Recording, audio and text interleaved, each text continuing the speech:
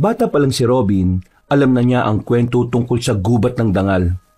Ang kwento na sinasabing may waga at maraming nakatagong lihim. Matagal na niyang gustong alamin kung ano ang meron doon. Pero palagi siyang pinipigilan ng kanyang pagkabahala. Marami na rin kasing kwento-kwento na may taong nawawala doon. Lahat daw ng nagtangkang makapasok sa gubat ng dangal ay hindi na nakalabas pa kahit na kailan.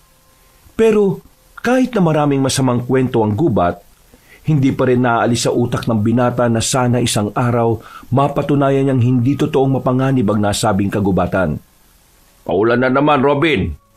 Baka naman kung saan ka na naman gumalaan yan, ha?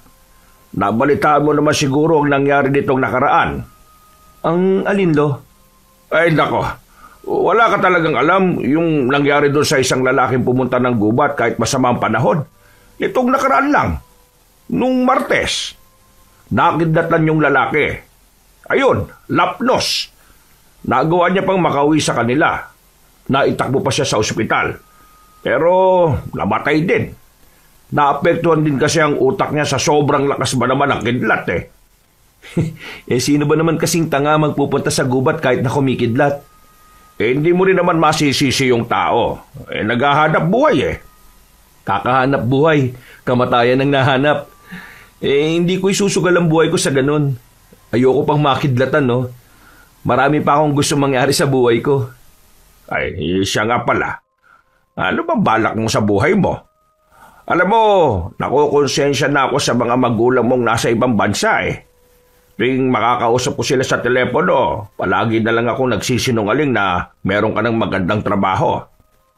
Salamat po sa pagsisinungaling. Pero hindi ko pa din alam kung anong gagawin ko eh. Bakit kasi hindi ka nalang pumunta sa Maynila? Gamitin mo yung tinapos mong kurso ng ano ba tawag dyan? XRM? Lo, HRM. Ay, oo, tama. HRM nga. Magtatrabaho naman ako eh, pero hindi pa lang ako handa. Alam niyo naman kasi na hindi yun yung gusto kong kurso eh. Kaya ngayon, hayaan niyo na muna ako magliwaliw. Liwaliw ka dyan. Paano kapag nalaman ng mga magulang mo na nagsisinungaling ako? Hindi ako madadali. Lagot na naman ako sa nanay mo. Hindi naman malalaman kung walang magsasabi. Ay, siya nga pala. Ano palang nangyari dun sa binabalak ng mga kumpare mo sa pagpunta dun sa gubat ng dangal? Hindi na sila tumuloy. Mga natakot eh. Bukod sa ayaw nilang makidlatan, takot sila na baka hindi na sila makalabas. Lo, total, matagal ka na rin dito sa atin, di ba? Ano ba talagang meron sa bundok ng dangal? Alam ko na may mga kababalagan dyan, pero hindi ko alam kung ano yung pinaka-kinatatakutan ng mga tao. Okay, sige. Sasabihin ko na rin sa'yo. Noong kasi, may mga naniniwala na merong dalawang magandang babae ang nagbabantay sa kagubatan. Ang sabi nila, maraming engkanto raw o diwata. Basta, sobrang ganda. Kapag daw nakaharap mo yun mawawala ka na sa sarili mo. Tapos ayun, hindi ka na makakaalis. Yan kwento lang naman, di ba? Kwento tungkol doon, sa gubat ng dangal. Ang ibig kong sabihin, paano nyo nalaman ang kwentong yan? Di ba sabi nila, wala nang nakakalabas mula doon. Kanino galing yung kwentong yan? Kinuwento lang din sa akin. Kwento lang din pala. Saan ka pupunta? Naulan na. Bibili lang po ng kape. Nakakaya naman sa'yo na ikaw lang ang meron. Gumamit ka ng payong. Mamaya magkasakit ka pa gastos na naman yan. Agad na kinuha ni Robin ang payong sa gilid ng kanilang pintuan. Hindi naman kalakasan ng ulan sa mga sandaling yon. Pero malakas naman ang hangin. Kaya ganun na lang ang higpit ng pagkakahawak niya sa payong. Tahimik na ang buong lugar nila sa mga oras na yon. 11:00 na rin kasi ng gabi. Pero buti na lang, may nag-iisang tindahan pa rin na nakabukas sa ganoong oras. At yun ay ang tindahan ng mga magulang ni Impeng. Ang kaibigan niyang mas madalas pang mag-birthday kaysa magbayad ng utang. Pabili! Pre! Pabili! Nagbabasa ka na naman siguro ng magazine na bold, no? Uy! Huwag na maingay! Bakit? Gising pa ba mama at papa mo? wala sila rito. Umalis kanina. Nakipaglamay. Di naman ako magbabantay dito kung nandito sila eh. Sarap kayang maging palamunin. Uy, kahit na wala akong matinong trabaho, kumikita ako sa pagmamasahe ko, no? Hindi naman ikaw yung sinasabi ko eh. Tinutukoy ko yung sarili ko. Defensive ka masyado eh. O ano bang bibilin mo? Gusto ko magkape. Yung puro para matapang, para kaya kang ipaglaban. Ay, teka, pwede ba dito ko na lang din inumin? Sakto yan. Para naman may kausap ako dito. Kanina pa ako buryong na buryong eh. Kawawa ka naman. Kanina ka pa pala walang kausap. Bakit ba kasi hindi ka na lang sumama sa kanila? Ayoko. Kakatamad eh. Puro matatanda naman na nandun. Ikaw, bakit pala hindi ka pa makatulog? Kakagising ko lang kaninang 10:00, no? Dumating kasi si Lolo eh. Ayun, naalimpungatan ako. Pre, eto, seryosong tanong Naisipan mo na rin bang puntahan yung gubat na dangal? Oh, bakit mo naman naitanong? Wala naman. Narinig ko lang kasi kanina usapan ng mga lasing dyan sa tapat eh. Nagbabalak silang pumunta ron. Meron silang gustong makuha eh. Ha? Gustong makuha? Ay ano naman? Hindi ko alam. Ang sabi kasi nila, baka raw kasi maraming kayamanan dun. May nakapagsabi rin kasi na isa sa kanila, dun daw sa gubat na yon, merong bata na kakaiba ang kulay ng mga mata. Nagdadala raw yun ng swerte. Yung kaibigan daw niya, galing dun kaya alam niya yun. Ang kaso, yung kaibigan niya parang nawala sa sarili. Hindi na makaalala kung sino siya. Alam mo, sa dami ng lumalabas na haka-haka, hindi ko na alam ang paniniwalaan ko eh. Basta ako, naniniwala ako na walang masama sa gubat ng dangal. Baka ayaw lang ng mga diwata na marumihan yung gubat na inaalagaan nila. Kung sa bagay, may tama ka naman. Sana tinimpla mo muna yung kape ko, di ba? Ay, oo nga pala. Makalipas lang ang ilang minuto ay nakuha na rin ni Robin ng kanyang kape. Nagkwentuhan sila ni Impeng noong mga oras na yon. Kung ano-ano naman lang ang pinag-usapan nila. Mga walang kwentang bagay pero nagdudulot ng kasiyahan sa kanila. Matagal nang magkakilala ang dalawa. Magkababata sila. Para bang magkapatid na rin ang turingan. Kung meron mang tao na mas pinagkakatiwalaan ni Robin sa lugar nila, si Impeng lang yon bukod sa kanyang lolo. Ang malas talaga. Tingnan mo, lumakas pa ulan. Ikaw yata ang malas eh. Buang, baka may bagyo lang talaga. Gusto mo, hiramin mo itong payong ko. Parang makakalas sa lakas ng hangin yung dala mo eh. Buti naman naisipan mo. Sandali, kunin ko lang. Matapos makapagkape, pinilit ni Robin na makauwi ng kanilang bahay. Hindi rin naman siya pwedeng makipagkwentuhan na magdamagan kay Impeng. Kinabukasan kasi ay meron pang magpapamasahe sa kanya. Sinuong niya ang malakas na ulan gamit ang malaking payong ni Impeng. Pag-uwi niya sa kanilang bahay, tulog na ang kanyang lolo Taning. Alam niyang pagod na pagod yun sa trabaho bilang factory worker sa bayan. Kinumutan na lamang niya ang matanda dahil malamig ang panahon. Natulog na lang din siya pagkatapos nun. Kinabukasan, nagising ka na pala. Akala ko hindi ka na humihinga eh. Lumabas ka, bili ka ng almusal. Masakit yung paa ko eh, namamagana naman. Naku, ano na naman nangyari dyan? Nasobra niya ata sa lakad. Babad yung mamaya sa maligamgam na tubig, baka nalamog lang. Lumabas na lamang ang binatang si Robin patungo sa bilihan ng pandesal. Hindi pa man siya nakakarating doon, natanaw na niyang may dalawang lalaking nag-aaway. Nang makalapit na siya, namukaan niya si Impeng. Kaaway nito ang pinsan nitong si Amboy. Agad namang siyang umawat. Pumagitna siya sa dalawa. Nang magkaroon na ng distansya ang magpinsan, nagtalakan naman ng mga ito. Sinabihan na kita eh. Layuan mo si Elena. Pero matigas pa rin talaga ang mukha mo. Ano magagawa ko? Siya ang kusang lumalapit eh. Bumibili siya sa tindahan. Alam nga naman buhatin namin yung tindahan namin para lang maiwasan siya. Sus! Kunwari ka ba? Kapag wala ka sa tindahan, ikaw lumalapit sa kanya eh. Dahil may utang siya sa akin, kaya ako siya nilalapitan. Wow! Kapal na mukha. Yung maraming utang, nagpautang din. Kaya mo siya pinuutang para may dahilan kang kausapin at lapitan siya, no?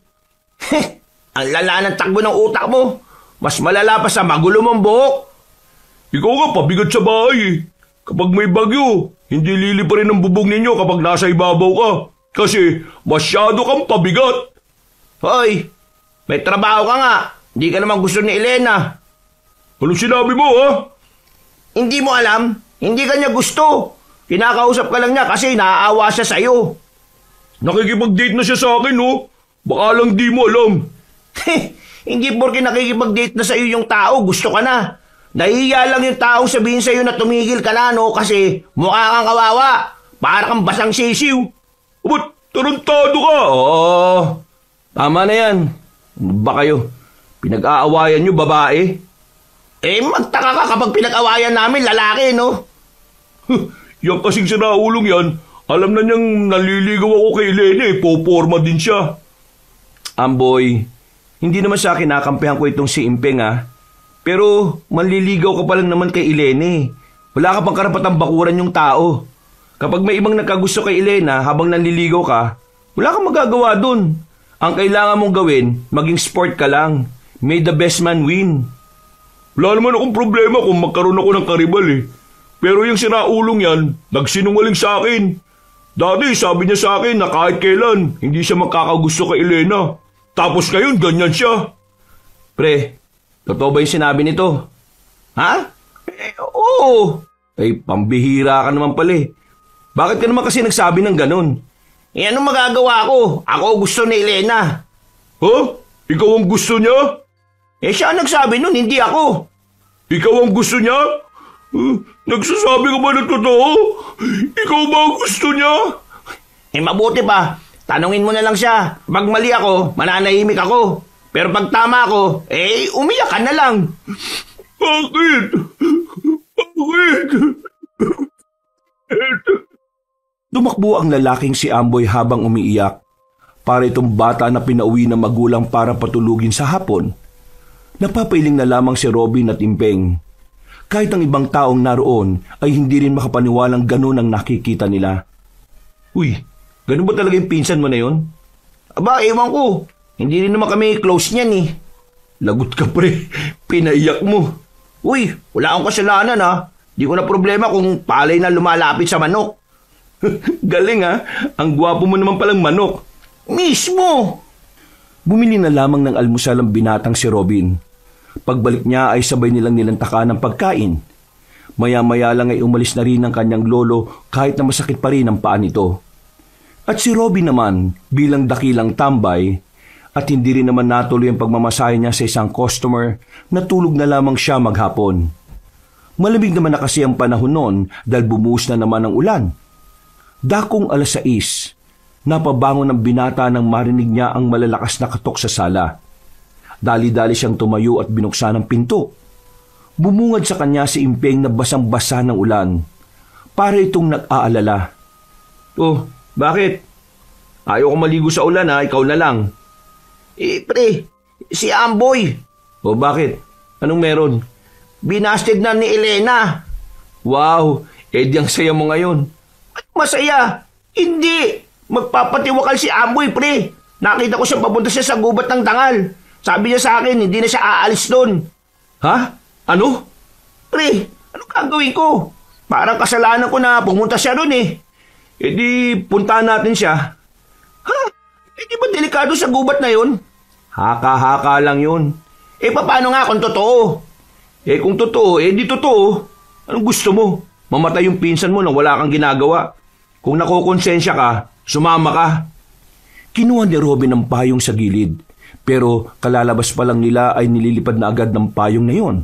Kaya naman hindi na nila yun inintindi pa. Nagpaulan na lang din si Robin. Hindi naman kalayuan ang gubat na dangal mula sa kanilang baryo. Kaya hindi na nagtagal ay nakarating na rin sila doon. Nasa bungad na sila, bigla silang napatigil. Maging si Robin ay parang nagdalawang isip. May kung anong pumipigil sa kanila. O di ba? Pati ikaw natatakot din. Dito ka lang, Impeng. Ako na maghahanap sa pinsan mo. Ha? Sigurado ka ba? Baka naman hindi ka makabalik Kapag umabot ng 1 oras pero hindi pa rin ako nakakabalik, pumunta ka na sa amin at ipaalam mo ang tungkol dito. Yoko nga! Sasama na lang ako. Kapag napahama ka, lalo lang ako makukonsensya. Huminga sila ng malalim. Nang makabuelo, agad na rin silang pumasok sa kagubatan ng dangal. Bungad pa lang, tila nakakaramdam na sila ng hiwaga. Sa parting yun kasi ng gubat, biglang wala na ang ulan. Pero sa pinanggalingan nila, napakalakas ng buhos. Bre, bakit dito wala ng ulan? Bakit doon meron pa rin?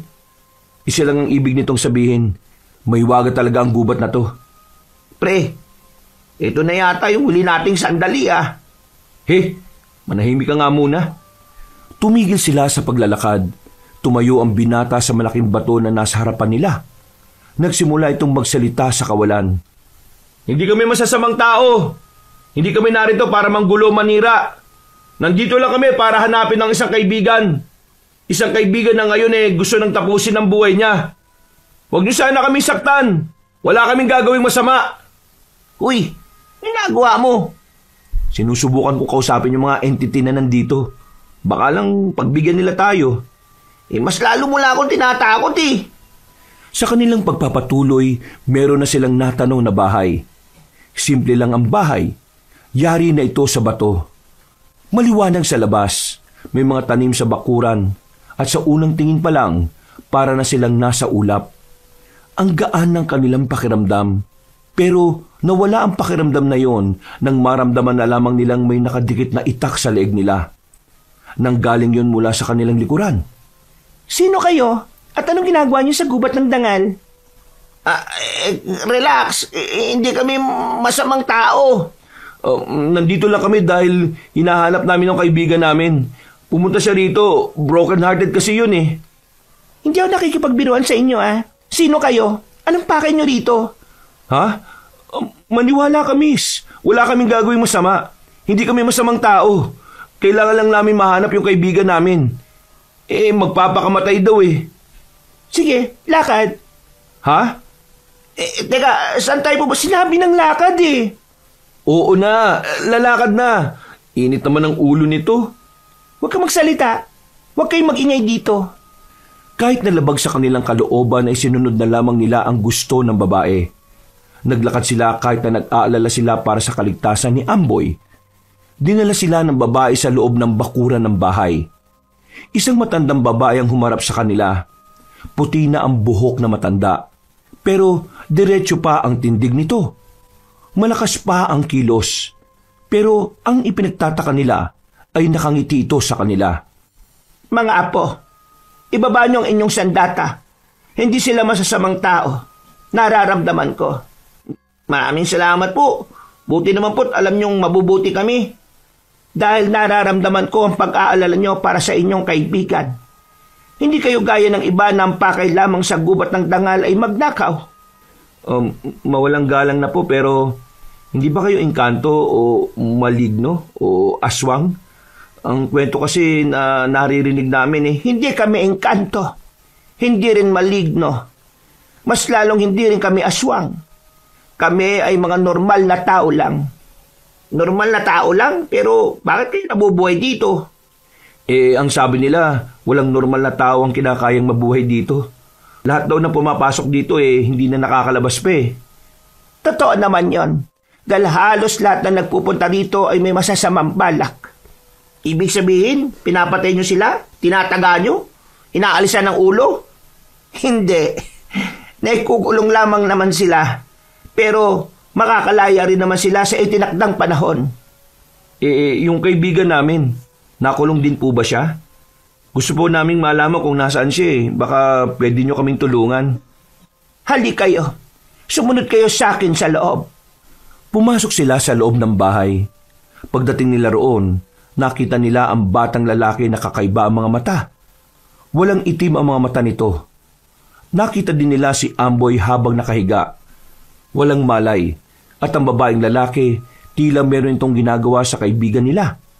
Anong nangyari sa mata niya? Anong ginagawa niya kay Amboy? At anong nangyari sa pinsan nitong kasama ko? Nakita namin walang malay ang lalaking niyang sa gilid ng ilog. May sugat siya sa noo. Parang tumama ang ulo niya sa bato. Mabuti na lang, naagapan namin. Yang batang yan ay si Damos. Ginagamot niya ang kaibigan ninyo. Pre, totoo nga. May bata ritong kakaiba mga mata. Naguguluhan kami, Manang Pwede ba naming malaman kung ano kayo at ang batang yan? Bago ko sabihin sa inyo, hayaan niyo munang ipagtimpla ko kayo ng masarap na tableya. Halik kayo sa bakuran. Pero si Amboy paano po siya? Mamaya ay magiging maayos na rin ang kaibigan ninyo. Huwag kayong mag-alala. Hindi masamang engkanto si Damos. Ha? Engkanto? Engkanto ang batang yan? Tumango-tango ang matandang babae habang nakangiti. Hindi naman makapaniwala ang dalawang binata. Tumigil ang bata sa ginagawa. Lumapit ito sa dalawang binata at tumingin sa kanila. Nakaramdam sila ng pagkailang. Hindi nila maiwasang hindi matakot sa kung papaano sila tingnan ng bata.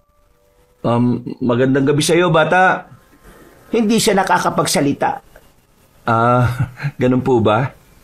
Pwede na po bang kunin yung kaibigan namin? Hindi pa. Hindi pa siya tapos gamutin ni Damos.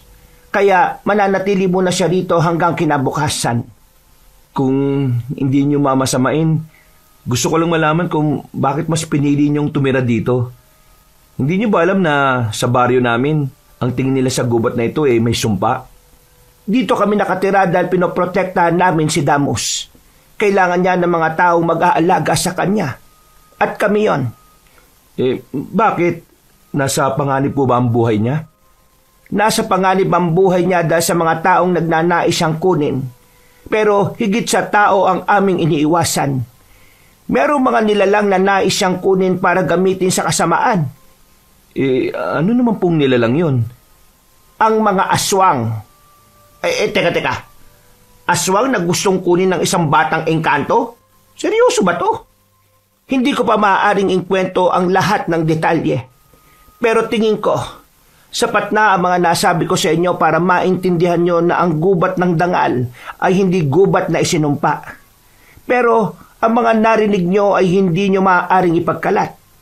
Hindi maaaring malaman ng iba na merong tao na nakapasok sa loob ng gubat na ito dahil parehong mga nganib din ang buhay ninyo. Kaya naman, kailangan ding malinis ang kaisipan ninyo. Ano pong ibig niyong sabihin? Kapag nagising kayo, ay kasama na ninyo ang inyong kaibigan. Nang humarap si Robin at Impeng sa babaeng nagsalita, bigla na lamang silang nakaramdam ng matigas na bagay na tumama sa kanilang batok. Kasabay nito ay nawalan na sila ng malay. Marahang idinilat ng magkaibigan ng kanilang mga mata. Napansin nilang nasa batuhan na sila. Sa gilid nila ay kasama na nila si Amboy na kababangon lang din. Anong nangyari? Bakit tayo nandito? Ikaw? Dinala mo ako dito matapos mong agawin sa akin si Elena? Hindi ko rin alam kung bakit tayo nandito, no? At pwede ba? Huwag mo nga sinisisi sa akin kung bakit ayaw sa'yo ni Elena. Kasalanan mo yan kasi hindi ka nag-aayos. Aba, mag-aaway na naman pala tayo para sa babaeng yun, ha? Sige, handang-handa ako ngayon. Hindi na kita papatulan, no? Wala rin naman mangyayari kahit na mag-aaway tayo, eh. Hindi ka pa rin niya gusto. Aba, sira ulo ko rin naman pala, no? Tumakbo ang lalaking si Impeng at tinakbuhan nito ang pinsan. Humabol naman kagad si Amboy. Naiwang mag-isa si Robin doon habang nagtataka. Hindi niya maintindihan kung bakit walang naaalala ang kanyang dalawang kasama. Habang siya, buong buo pa sa utak niya ang lahat. Mula sa pagdating nila sa gubat ng dangal hanggang sa makita nila ang batang si Damos. Anong nangyari sa kanila? Bakit wala silang maalala? Bakit ako lang ang nakakaalala ng lahat? Umuwi na lamang ng bahay ang binatang si Robin. Gulong-gulo ang utak niya. Ni hindi na nga niya rin napansin ang kanyang lolo. Ang tanging nasa isip lang niya ay kung ano ba talaga ang nangyari sa gubat ng dangal. Kinabukasan, hanggang sa magkaharap na sila ng kanyang lolo sa hapagkainan, hindi pa rin yun mawala-wala sa kanyang isipan. Napansin naman ni Mang Taning na para siyang balisa. Nakatulog ka ba ng maayos kagabi?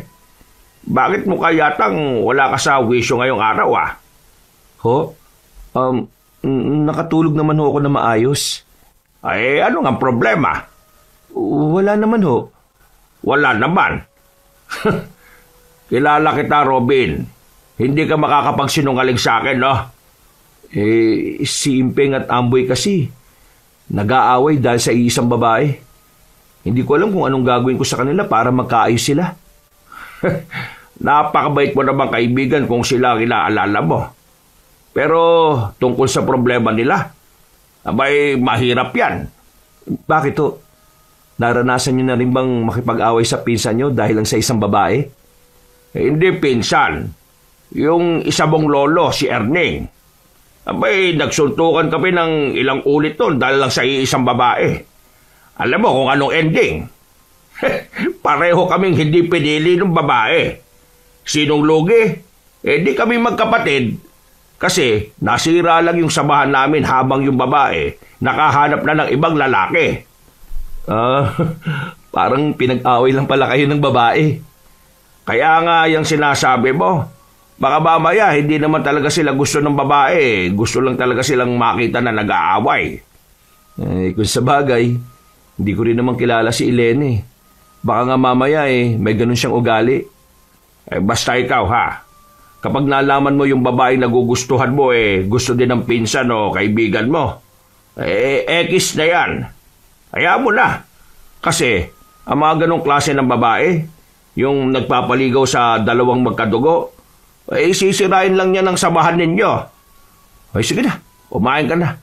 Malamig na yung pagkain mo. Napatango na lamang si Robin. Pero ang totoo, hindi naman talaga yun ang iniisip niya. Nababagabag pa rin siya sa mga nangyari sa gubat ng dangal. Nung araw na yon, umalis ng bahay ang binata. Kinailangan niya kasing magmasahe para kahit na papaano ay may pangdagdag siya sa gastusin sa bahay. Dahil sa husay niyang magmasahe, marami siyang nagiging customer. Kadalasan, mga matatandang gustong-gustong makita ang kanyang abs. Gamit ang kanyang dipindot na cellphone, kinontak siya ng isang matandang babae mula sa bayan. Malaki-laki din ang ibinabayad nito sa kanya. Sinamahan na rin kasi niya ng pagpapakyut habang nagmamasahe. Bandang hapon, tapos na siya sa mga kliyente niya. Nakakapagod pero kahit na papaano, masaya siya dahil malaki-laki rin naman ang kanyang kinita. Nakakainis ah. Bakit ang daming tao ngayon? Hirap na namang sumakay nito. Habang naghihintay sa gilid ng kalsada, nakita niya ang pamilyar na mukha ng dalawang babae. Hindi siya maaaring magkamali. Ang dalawang babaeng yon ay nakita niya mismo sa gubat ng dangal. Sinundan niya ang dalawang babae na yon. Sa kakasunod niya, hindi na niya namalaya na nasa parting tahimik na sila. Sa parting wala nang gaanong taong dumaraan. Nasaan na yung dalawa? Bigla na lamang siyang kinabahan nang maramdaman niyang may matulis na bagay nang nakatutok sa kanyang tagiliran. Kasunod nito ay ang tinig na nagbabanta. Subukan mong gumalaw. Babaw nito sa tagiliran mo. Hindi naman ako masamang tao. Wala akong gagawing masama sa inyo. Kung ganon, bakit mo kami sinusundan? Ano kailangan mo sa amin? May gusto lang sana akong itanong. Anong itatanong mo? Kapag hindi ko yan nagustuhan, pasensyaan na lang tayo. Bakit yung dalawang kaibigan ko walang maalala? Pero ako, malino sa alaala ko ang lahat. Kayong dalawa, naroon din kayo sa gubat ng dangal. Nang sabihin yun ni Robin, marahang ibinaba ng babae ang patalim. Humarap naman ng binata. Nakita niyang tila nagtataka rin ang babaeng si Belen. Pati na rin ang kasama nitong si Neneng. Nakikilala mo kami? Oo, nakikilala ko kayo. Kaya nga ako nasunod sa inyo eh. Teka, ano bang ginawa niyo sa dalawang kaibigan ko? Bakit hindi nila maalala na nanggaling kami sa gubat ng dangal? Anong ginawa niyo sa kanila? Hindi ko alam kung anong meron sa'yo. Ngayon lang nangyaring hindi tumalabang gayuman ni Lola Rosa. Teka sandali. Ginayuma kami? Pambihira. Baka naman may in love kaming lahat sa lola mo ha? Ibang gayuma yon. May iba't ibang uri ng gayuma. Ang ginamit sa inyo ni Lola ay pampawala lang ng alaala. Pero bakit hindi tumalab sa akin yon? Yun nga din ang inaalala ko eh. Bakit? Sino ka ba? Uy, baka mamaya kung anong gawin mo sa akin ha. Pangkaraniwang tao lang ako na may simpleng pangarap. Hindi ka ba aswang? Ako? Aswang? Hindi ah. Bakit naman ako magiging aswang? Hindi tumatalab sa mga aswang ang gayuma eh. Hindi ako aswang, no? Kahit na ipatest niyo pa ako, normal akong tao. Alam ko, ang hindi ko maintindihan, anong nangyari at hindi tumalab sa'yo? Ito ang unang pagkakataon na sumablay ang gayuma ni Lola eh. Eh ikaw, alam mo ba kung bakit hindi tumalab? Kanina ka pa hindi nagsasalita dyan eh. Eh hindi siya talaga makakapagsalita. Hindi rin siya nakakapagsalita. Eh di ba ganun din yung batang? Huwag ka maingay. Baka marinig ka ng mga aswang. Ay, oo nga pala. Pero, matanong lang, ano bang gagawin ng mga aswang doon kay Damus? Hindi ko sasagutin ang tanong mo. Umuwi ka na sa inyo. Sasabihin ko kay Lola na hindi tumalab ang gayuma. Pupuntahan na lang kita sa baryo ninyo kapag kailangan kang ipatawag ni Lola. E paano kung ayaw kong pumunta ron? Eh di mayayari ka sa amin. Bakit? Anong klaseng tao ba kayo? Albularyo. Albularyo? Sino? Kayong tatlo? Yung lola mo at itong babaeng hindi nagsasalita? Oo, albularyo kami. Kaya huwag kang loloko-loko sa amin. Kasi kahit na anong oras, kayang-kaya kitang itumba. Sa sinabing yun ng babaeng si Belen ay tila nakaramdam ng kaunting pangamba ang lalaking si Robin. Tiningnan niya ang kabuuan ng dalaga. Tindig pa lang nito, alam na niyang hindi na ito nagbibiro. Wala ka munang pagsasabihan ng kahit na sino tungkol sa mga nalalaman mo, ha? Tandaan mo sinabi ni Lola, kapag may alam ka, delikado ang buhay mo. Dahil ba sa mga aswang? Tumango na lamang ang babaeng si Belen. Naglakad na rin palayo ang dalawang babae. Habang si Robin, naiwan pang nakatayo roon. Kinakabahan. Nangangamba para sa kanyang kaligtasan. Kahit na wala pa naman siyang nakikitang aswang, pakiramdam niya ay lumiliit ang kanyang mundo. Huminga siya ng malalim. Inisip na lamang niya na walang nangyari. Pero sa kaloob-looban niya, hiniling niya na sana nabura na lang din ang kanyang alaala. Kinagabihan. Lo, nandito na po ako. Lo? Pambihira. Wala pa pala. Inilapag na lamang niya sa lamesa ang mga pinamiling pagkain. Maya-maya pa, siya na mismo ang nagluto ng kanilang hapunan. Natapos na lang niya ang lahat ng ginagawa, pero wala pa rin ang kanyang lolo. Kaya minabuti na lamang muna niyang lumabas at puntahan ng lalaking si Impeng. Kakamustahin niya ito tungkol sa kanila ng pinsan niyang si Amboy. Wala akong pera. Hindi ako dapat mong hingan. Hingan mo yung mga politiko mayayaman, no? Sila ang may pera kasi puro kurakot. Isang lalaki kasi ang sumusunod sa kanyang paglalakad. Hindi naman madungis ang lalaki, pero ang suot nito ay kagaya ng mga suot ng mga pulubing namamalimos sa bayan. Kaya inakala niya ay kasama nito ang mga pulubing yun. Ang kulit mo. Sinabi nang wag mo akong sundan eh. Wala akong dalang pera dito, no? Binilisan na lamang ni Robin ang kanyang paglalakad. Paglingon niya sa kanyang likuran, laking pagtataka niya nang hindi na niya yun nakita. Bigla na lamang nawala na parang bula. Napaisip ang lalaki. Natawa na lamang siya nang akalain niyang multo ang lalaking yun. Simping ang bantay sa tindahan na makarating na rin siya roon. O pre, anong meron at narito ka? Kung makatanong ka, parang hindi ako nagpupunta rito ng walang kailangan ah. Baka nakakalimutan mo ah. Ikaw ang may utang sa akin. Ito naman, masyadong seryoso. Nandito lang ako para tanungin ka kung kumusta na kayo ni Amboy. Ayun, galit pa rin siya sa akin. Ayaw pa rin niyang tanggapin na hindi siya ang gusto ni Elena. Ano bang sabi sa iyo ni Elena? Ang huling sabi niya sa akin nung magkausap kami kahapon, gusto niya raw ako at ako ang pipiliin niya. Pero kanina nung puntahan ko siya sa kanila, hindi ko naman siya nakausap. Sabi ng mga kapatid niya, hindi pa raw umuwi. Hanggang ngayon, wala pa rin sa kanila. Walang balita. Nag-aalala na nga ako eh. Pre, payong kaibigan lang ah. Huwag mong hayaang masirang samahan niyo ni Amboy para lang sa isang babae. Anong samaan? Mga bata pa lang kami, hindi na kami magkasundo nun, no? Kahit pa, magkadugo pa rin kayong dalawa. Maiba na lang tayo ng usapan. Nakakainis lang yan eh. Pero pre, ano bang ginagawa natin sa ilog kagabi nung magising tayo? Hindi ko talaga maalala kung ano nangyari. Ha? Hindi mo maalala? Paano? Puro ka kasi alak. Ang lakas-lakas niyong uminom dalawa ni Amboy. Ha? Nag-inom tayo ron? Kasama si Amboy? Oo. Buwang ka ba?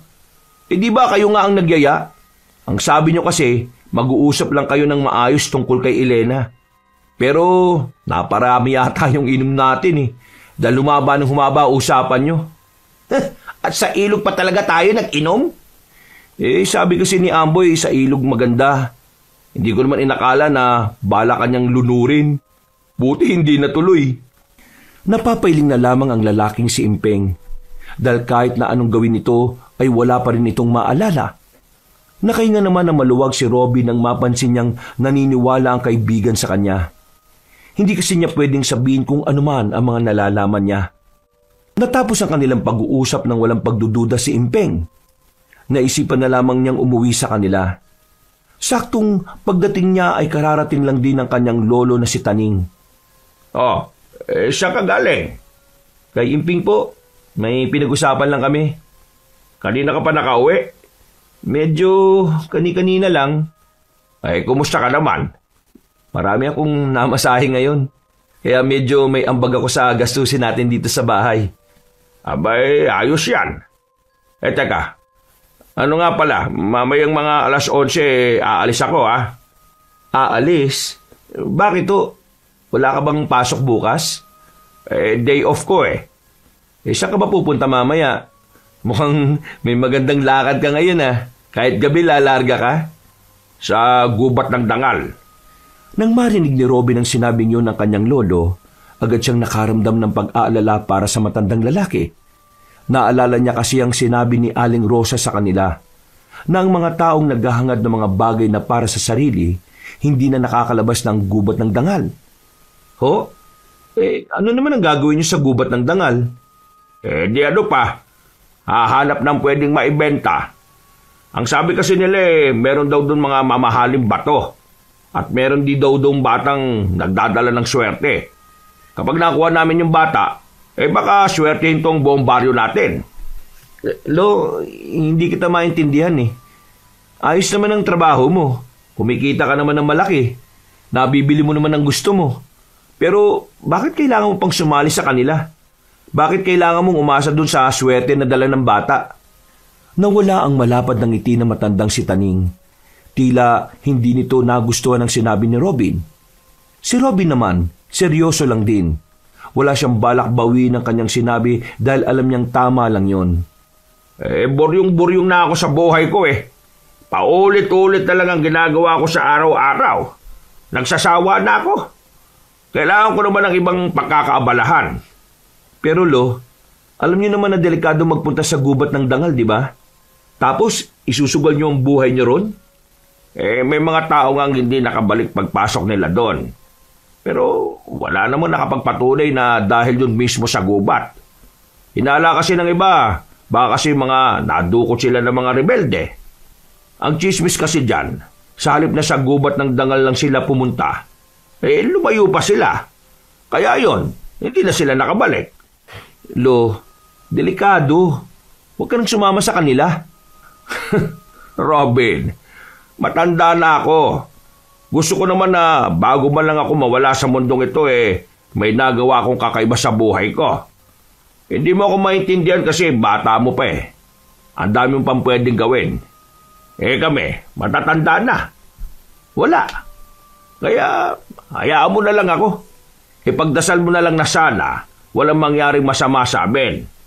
Hindi na lamang nagsalita pa ang lalaking si Robin.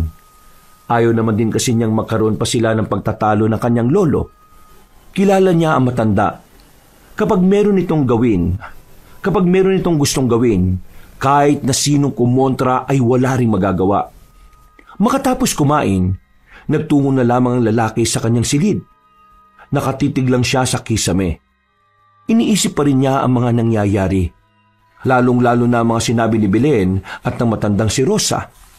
Biglang pumasok sa isipan niya ang aswang. Napapaisip siya kung ano nga bang papel ng mga aswang sa buhay ng batang si Damus. Kalaunan, nakaidlip na ang binata. Pero Nagising siya nang biglang pumasok sa kanyang panaginip ang mababanghis na aswang. Sa kanyang panaginip, hinahabol siya ng mga yon. Pinagbabantaan. Gusto siyang lapain at paslangin. Buong akala ng binata, hindi na siya makakabalik pa sa realidad mula sa bangungot na yon. Pambirang buhay to. Ngayon pa talaga ako binangungot. Bakit kaya bigla na lang pumasok ang mga aswang na yun sa panaginip ko? Napalingon siya sa bintana. Malakas na naman ang ulan. Dinampot niya agad ang cellphone na di-keypad. Nagbasa siya ng unang mensahe mula kay Impeng. Napabangon siya. Nawala ang kanyang antok.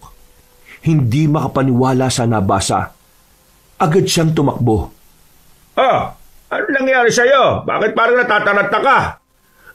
Dumamba rito si Impeng kanina? Oo, hinahanap ka. Ang sabi ko tulog ka pa. Mga alas 6 siguro yon. Anong oras na po ba? Alas 10. Tanghali na. Mukha lang hindi kasi ang lakas nga ng ulan. Bakit ba? Lo, naalala mo yung pinag-aawayang babae ni Impeng at Amboy? Oo, bakit? Patay na yun. Ha? Patay na? Bakit? Anong nangyari? Sabi sa text ni Impeng, natagpuan daw si Elena sa may ilog na wala ng buhay. Maraming sugat sa katawan at butas daw yung bandang leeg. Ang chismis pa nga raw sinipsip daw yung dugo niya. Kasi putlang-putla at payat si Elena nang matagpuan Sino naman kaya ang gagawa ng ganon? Hindi ko alam. Kaya kailangan ko makausap si Impeng. Baka marami siyang maikwento sa akin. Teka, sandali. Bakit parang concern na concern ka sa nangyari? May gusto ka rin ba doon sa babae? Pambihira naman kayo, Lo. Siyempre nag-aalala ako doon kay Impeng. Baka mamaya kung anong gawin sa sarili niya. Gusto niya rin kasi si Elena Baka hindi niya kayanin yung nangyari.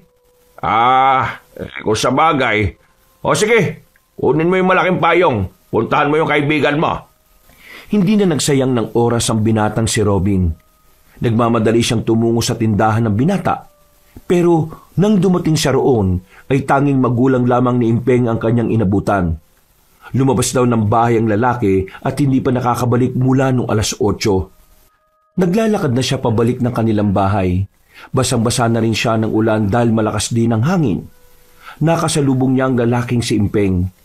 Nasa maayos na kaisipan pa naman, pero bakas na bakas sa mukha ang takot. Sumilong na muna sila sa waiting shed. Kanina pa kita hinahanap, pre, pero hindi kita makita. Saan ka ba nagpunta? Ba nangyari? Nabasa ko yung message mo, pre. Wala na si Elena Pinatay na siya, pre. Aswang ang pumatay sa kanya. Ha? Aswang? Sigurado ka ba? Paano mo naman nasabi na aswang yun? Kagabi, tinawagan niya ako.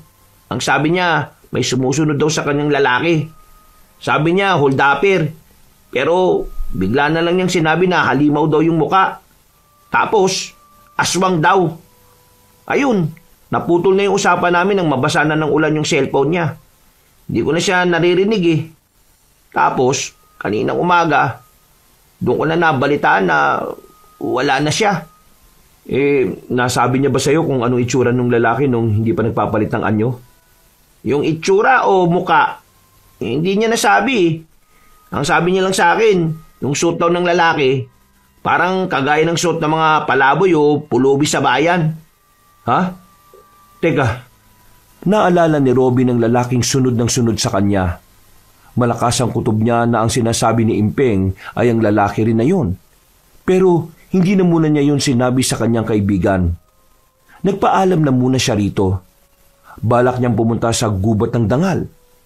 Pero bago yun, umuwi muna siya sa kanila para mananghalian. Ano nangyari? Elo, totoo, wala na yung Elena. Inaswang daw, sabi ni Impeng. Ano? Inaswang baka mo? Yun daw yung usap-usapan ng pamilya ni Elena Pero may iba tayo, Lo. Kumusta pala yung lakad nyo kagabi? Di naman natuloy Umulan kasi ng malakas. Tapos, yung iba pa naming makakasama, mga lasing. Kaya, sa Sabado na lang daw. Mabuti naman. Mabuti naman? Wala. Kumain na lang kayo dyan, Lo. Pagkatapos ng pananghalian, Lumabas siya ng bahay dala ang payong na sukong-suko sa lakas ng hangin. Pero kahit na masama ang panahon, hindi nagpapigil si Robin. Kailangan niya makausap sila Belen at Aling Rosa. Kailangan niyang maipaalam ang nangyari kay Elena. Ilang sandali lang ay narating na rin niya ang gubat ng dangal. Wala na siyang pangamba nang pumasok siya roon. Mula kasi nang malaman niyang hindi naman masasamang tao ang mga naroroon, malakas ang kanyang loob na magpunta. Sa parteng kinatatayuan ni Robin ay wala ng ulan. Pero kakaibang lamig naman ang kanyang nararamdaman. Aling Rosa? Belen? Nasaan kayo? Kailangan ko kayo makausap. Aling Rosa! Belen! Damos! Batang Engkanto! Wala pang 5 minuto, lumabas na rin na matandang si Aling Rosa at ang 2 babae na si Belen at Neneng. Iho, ano kailangan mo at bakit ka narito? Ang balita ko hindi ka daw tinablan ng gayuma ko. Ayun! Buti na lang nagpakita kayo kaagad. Aling Rosa, hindi ako nagpunta dito para sa gayuman nyo. Nandito ako para ipaalam na may pinatay na tao yung aswang sa lugar namin. Ang aswang? May pinatay sa lugar ninyo? Sigurado ka bang aswang ang totoong pumaslang sa sinasabi mo? Opo, yun ang sinasabi ng halos karamihan eh. Lola, tingin ko, pinakawalan na ni Odario yung mga bata niya. Baka nagsisimula na siyang gumawa ng hakbang para mapilitan tayong ibigay si Damos sa kanya. Teka, ano ba kasi kinalaman ni Damos sa mga aswang? Si Damos ay hindi lang batang engkanto. Siya ay may dugong aswang din. Anak siya ng isang engkantong babae at ng isang aswang na lalaki. Si Odario, ang sinaunang aswang. Sinasabi niyo bang gagamitin ng aswang yung anak niya kasi may kakaiba talaga sa batang si Damos? May kakaibang kapangyarihan si Damos. Kapangyarihan na hindi niya kayang gamitin dahil maaari niya itong ikamatay. Ang kapangyarihang iyon ang gustong makuha ng kanyang ama. Para lahat ng albularyo sa probinsyang ito, mas madali na lang niyang mapapatay. Teka ho, napapansin ko lang bakit parang hindi kayo nagdadalawang isip na sabihin sa akin ng mga ito? Bakit parang ang taas na ng tiwala niyo? Biglang sumenyas ang babaeng pipi na si Neneng habang nakangiti sa kanya. Nagsalubong naman ang kilay ni Robin. Wala siyang naintindihan bukod sa pagturo nito sa kanya. Ano daw ang sinasabi niya? Ang sabi niya, meron kang mahalagang papel sa mga nangyayaring ito. Ha? Anong klaseng papel? Papel di ahensya? Bond paper, Manila paper, kartolina, 1/2 sheet of paper o half sheet? Ano? Pinagsasabi mo. Ngayon ko lang napagtanto kung bakit hindi tumalab sa iyo ang gayuma ko. Ito ay dahil pinigilan ni Damos na umepekto sa iyo yon. Bakit? Bakit niya naman gagawin yon? Dahil ikaw ang nakikita niyang maaaring gumamit ng kanyang kapangyarihan. Ho? Ikaw ang lalaban sa mga aswang gamit ang kapangyarihan na tinataglay ni Damos. Teka sandali lang. Anong ako? Simpleng tao lang ho ako. Wala sa isip ko yung sinasabi niyo, no? Hindi pa nga ako nakakakita talaga ng aktual na aswang eh. At isa pa, kaya ko lang naman pinapaalam sa inyo kasi gusto ko lang din naman humingi ng tulong sa inyo. Na baka meron kayong magawa para mapuksa yung pumatay dun sa babae. Una pa lang, trabaho na talaga namin ang kalabanin ng mga aswang. Pero hindi kami sasapat kung si Odario na ang makakaharap namin. Kaya naman, ngayong nakahanap na si Damos ng taong mapagkakatiwalaan niya, mas malaki na ang tsansa na matalo ang mga aswang. Naku, pambira naman buhay to. Parang nitong nakaraan lang nagmamasahe lang ako. Ngayon, makakaroon ako ng kapangyarihan. Wow ha! Ikaw ang liwanag. Ay, anak ng kabayo! Nagulat siya sa biglang paglitaw ng batang si Damos sa gilid niya. Kahit sila Aling Rosa ay nagtataka rin.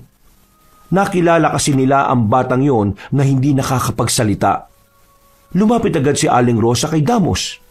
Damos, nakakapagsalita ka na? Opo, Lola. Natutunan ko lang pong magsalita kanina. Ayos yan Ang bilis mo palang matuto. Mula nang ipinanganak ako, hindi na ako nakakapagsalita. Ngayon lang po ako natuto, kaya papaanong mabilis? Ay, oo nga naman.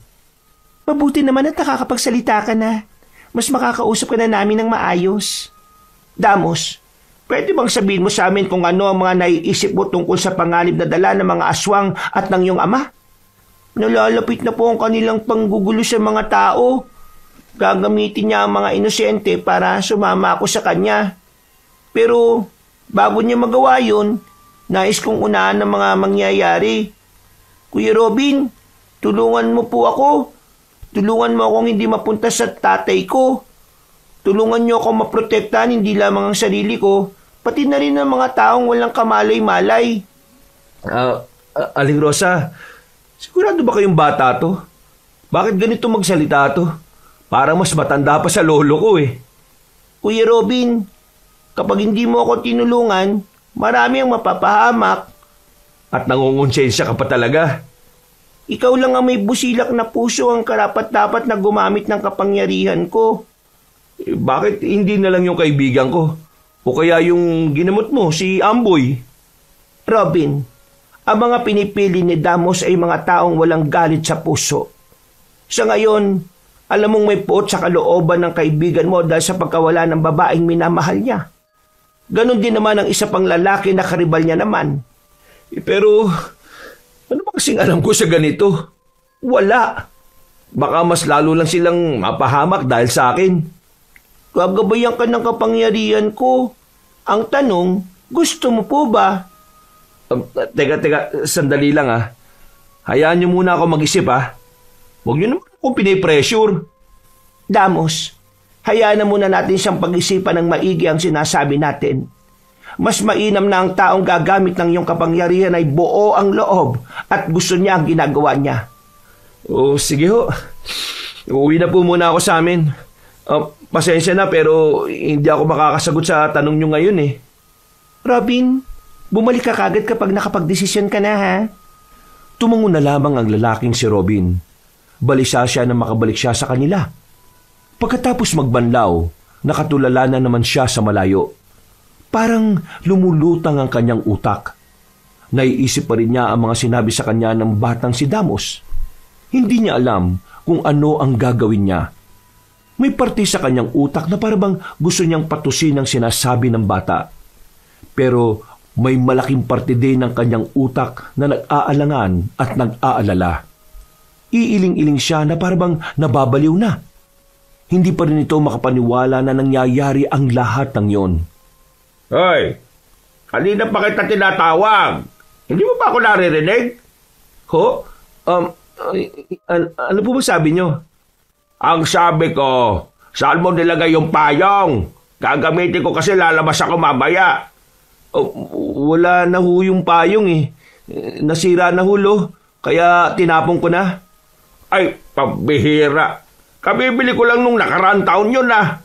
Ho? Nakarang taon pa ho yun, lo. Ano naman ba kasi iniisip mo? Para kang sabog eh. Mami ka nga, nag-a-addict ka na ba? Para ka naman sira ulo, lo. Bakit naman ako? Aray! Makabatok naman kayo. Anong parang sira ulo ka dyan?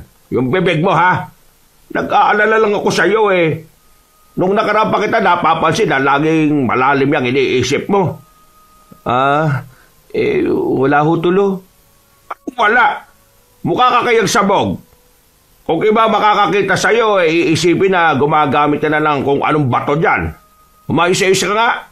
Teka lo, anong gagawin nyo kapag merong engkanto na nag-alok sa inyo na bibigyan kayo ng kapangyarihan, pero ang kapalit nun kakalabanin nyo yung masasamang elemento?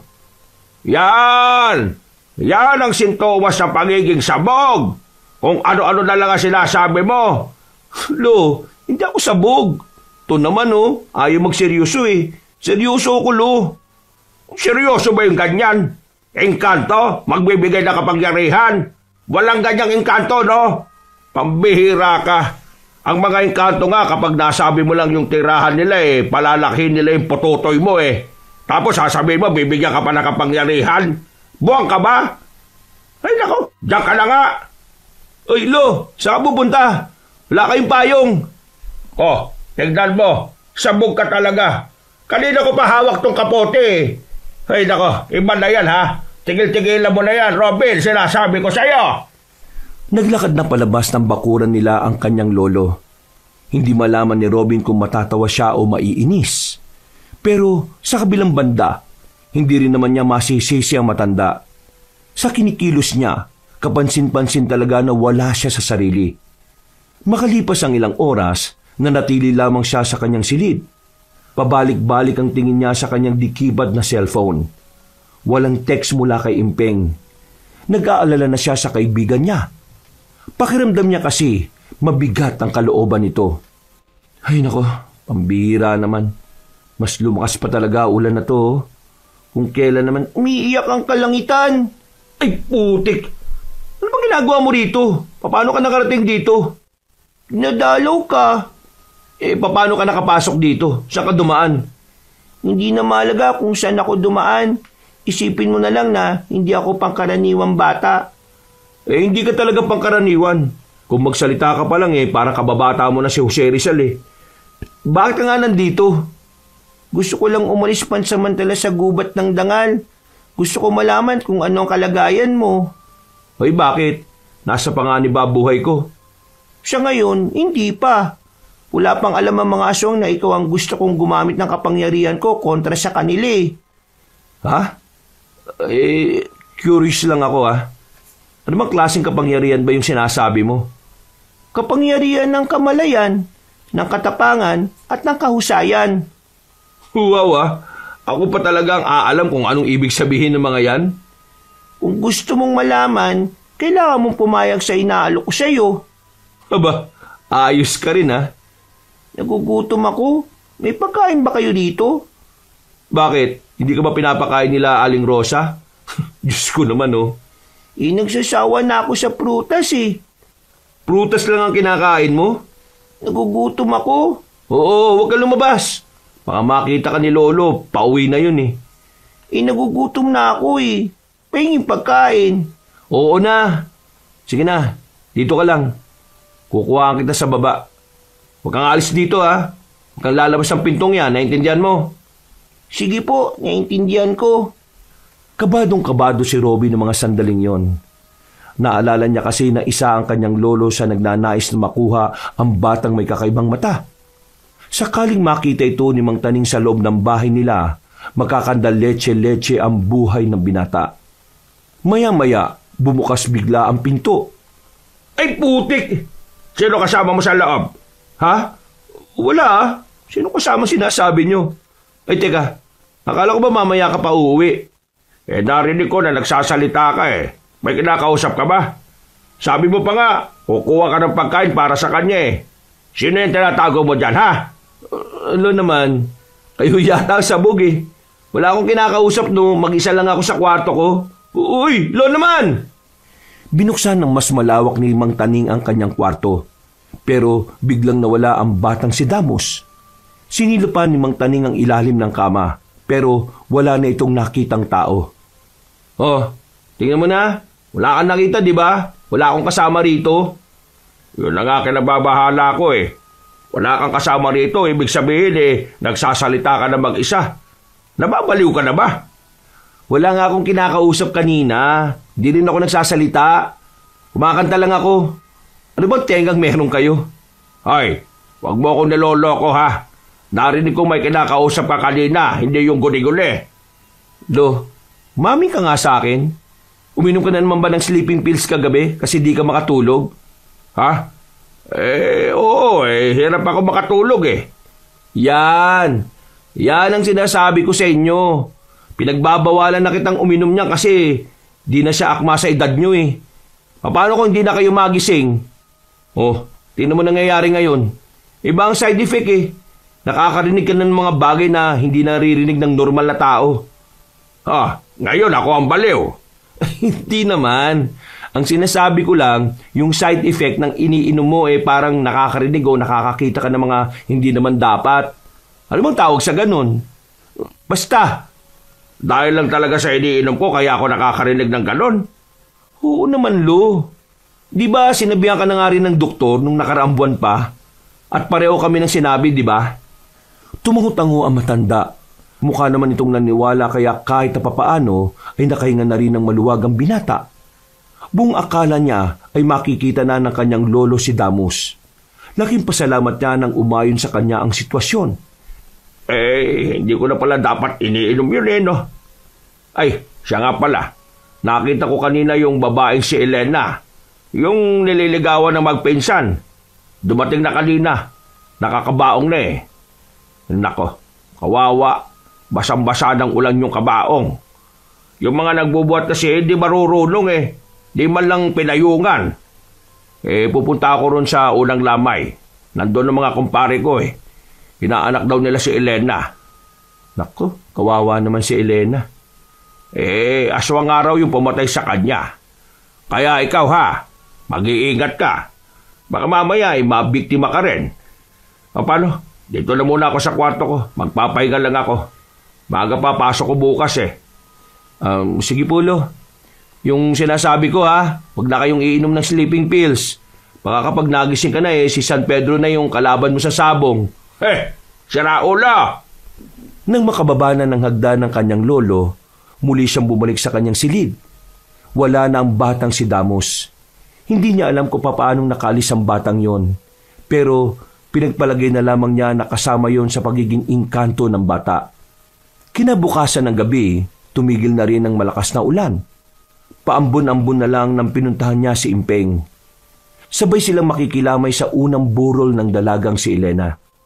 O ano? Ayos ka lang ba talaga? Oo, ayos lang ako. Tanggap ko naman ng wala na si Elena Pero galit pa rin ako sa mga aswang na gumawa sa kanya nun.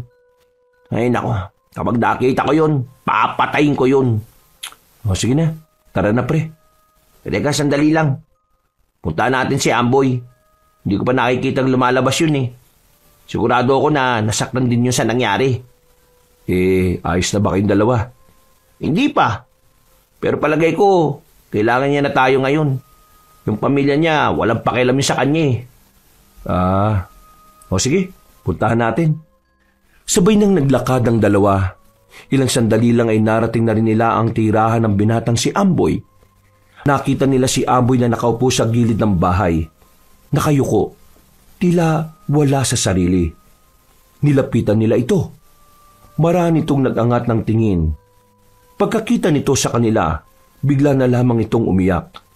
O pre, Amboy, kalma. Kasalanan ko lahat Kasalanan ko kung bakit siya nawala Wala akong kwenta. Ano bang sinasabi mo? Paano mo naging kasalanan? Bakit? Ikaw ba yung aswang? Kung nagkaroon lang ako ng lakas ng loob na iligtas siya, nandito ba sana siya? Hindi sana siya napatay ng aswang. Oo, nandun ako. Nakita ko sa ginahabol ng lalaki. Sinundan ko sila Pero nung makita ko yung mukha ng lalaking yun, hindi ako nakagalaw. Wala ako nagawa. Hindi ko na nailigtas si Elena. Nanigas ako sa kinatatayuan ko habang papalayo sila. Wala akong kwenta. Napakaduwag ko. Wala akong karapatan na mahalin siya. Wala akong kwenta. Dapat lang to sa akin. Ito pa. Uy, huwag mo saktan ang sarili mo. Tigilan mo yan.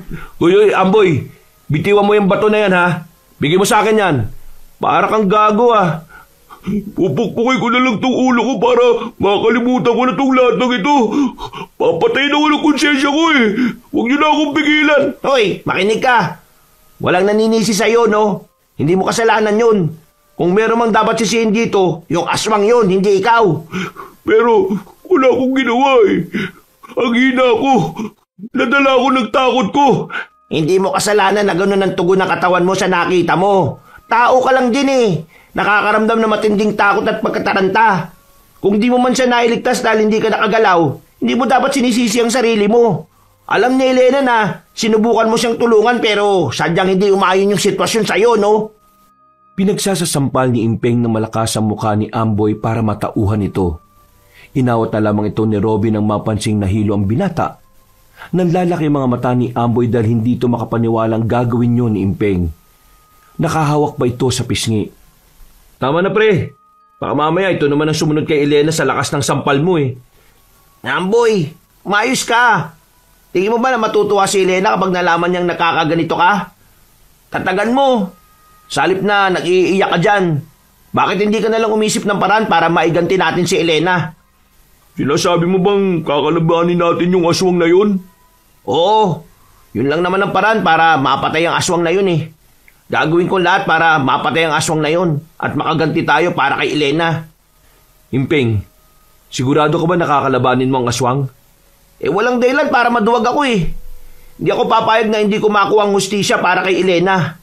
Ikaw, Amboy, sabi mo sa akin ngayon, sasama mo ba ako sa laban na to? Ha? Hindi ko alam. Hindi ko alam ang gagawin ko. Huwag mo ako tanungin ng ganyan, oh. Pre, hayaan mo muna si Amboy. Magulo pa utak niyan. Okay, sige. Pag-isipan mo na muna. Pero, sasama ka ba ngayon? Unang gabi ng burol ni Elena eh. Ayoko. Dito lang ako sa amin. Di ko kayang umarap sa kanya. O, di sige. Ikaw bahala. Pero, Amboy, wag na wag kang gagawa ng hindi maganda ha, lalo na sa sarili mo. Tatagal mo. Kukunin pa natin yung hustisya para sa babaeng mahal natin. Nang mapakalma na nila si Amboy, umalis na rin sila roon. Habang naglalakad sila, tumigil si Impeng. Tumingin ito ng seryoso kay Robin. Oh, bakit? Samahan mo ako. Di ba magkasama naman na tayo? Papunta tayo sa burol ni Elena. Samahan mo akong hanapin yung aswang na yun. Pre, seryoso ka ba talaga dyan? Delikado mga aswang, pre. Pwede mo ikamatay yun. Wala rin akong nagawa eh. Para din akong papatayin sa konsensya ko. Kaya pre, samahan mo ako. Mas magagawa ko to ng maayos kapag kasama kita eh. Ha? Hindi ko alam, pre. Pag-iisipan ko muna, ha? Akala ko ba sanggang dikit tayo? Bakit ka pa nagdadalawang isip?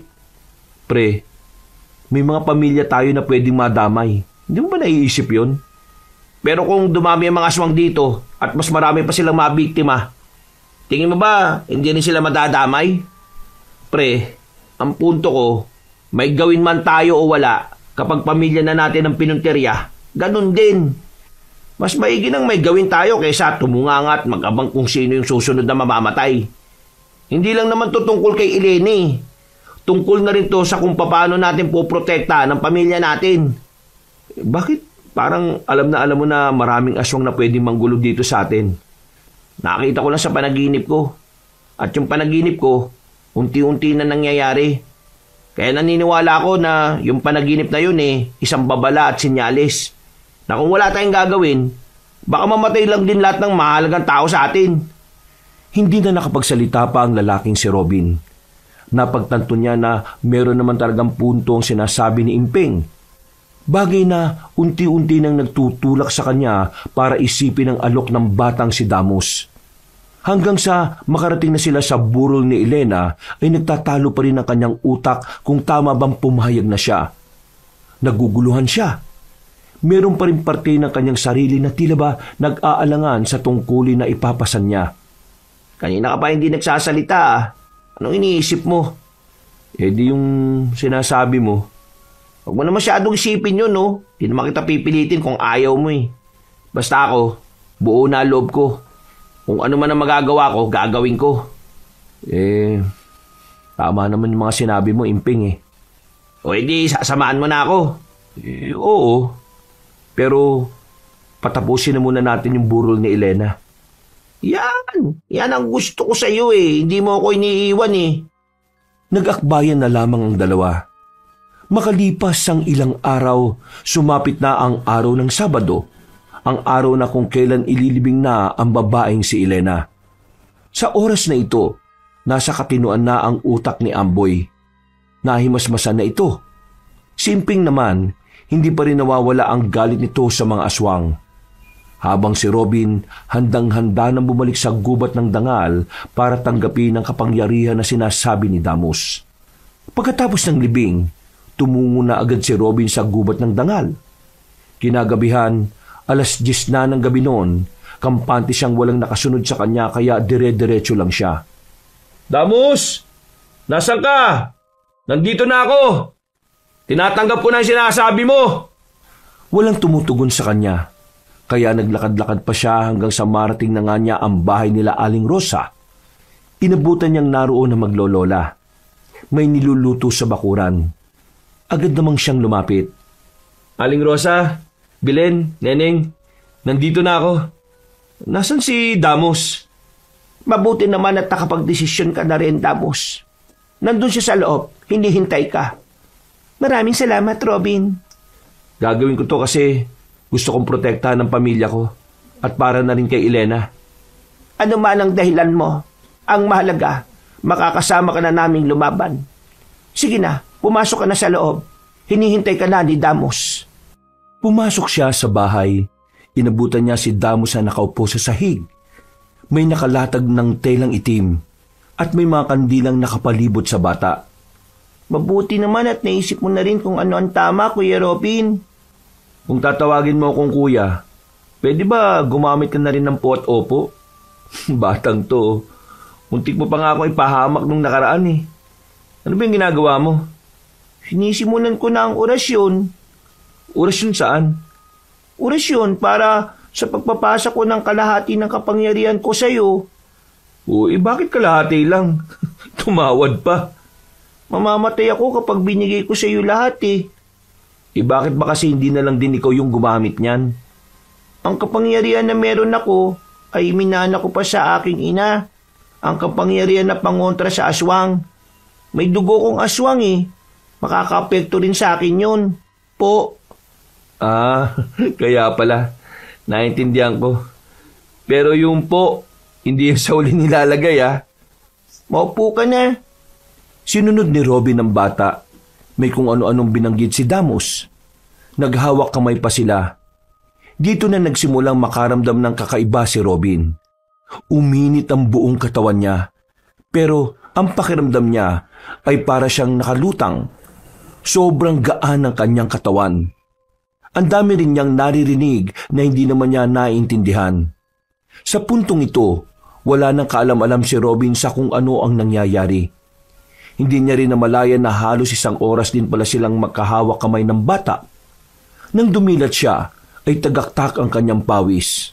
Basang-basa ang katawan niya at hingal na hingal. Nakita niya si Damos na bitbit na ang babaeng si Neneng. Wala na itong malay. Ano nangyari sa batang yan? Normal lang na mawalan siya ng malay. Kalahati ng kapangyarihan niya ay nasa iyo na. Kailangan niya ng magpahinga. Naipasa na niya kagad sa akin? Ganun kabilis? Anong mabilis?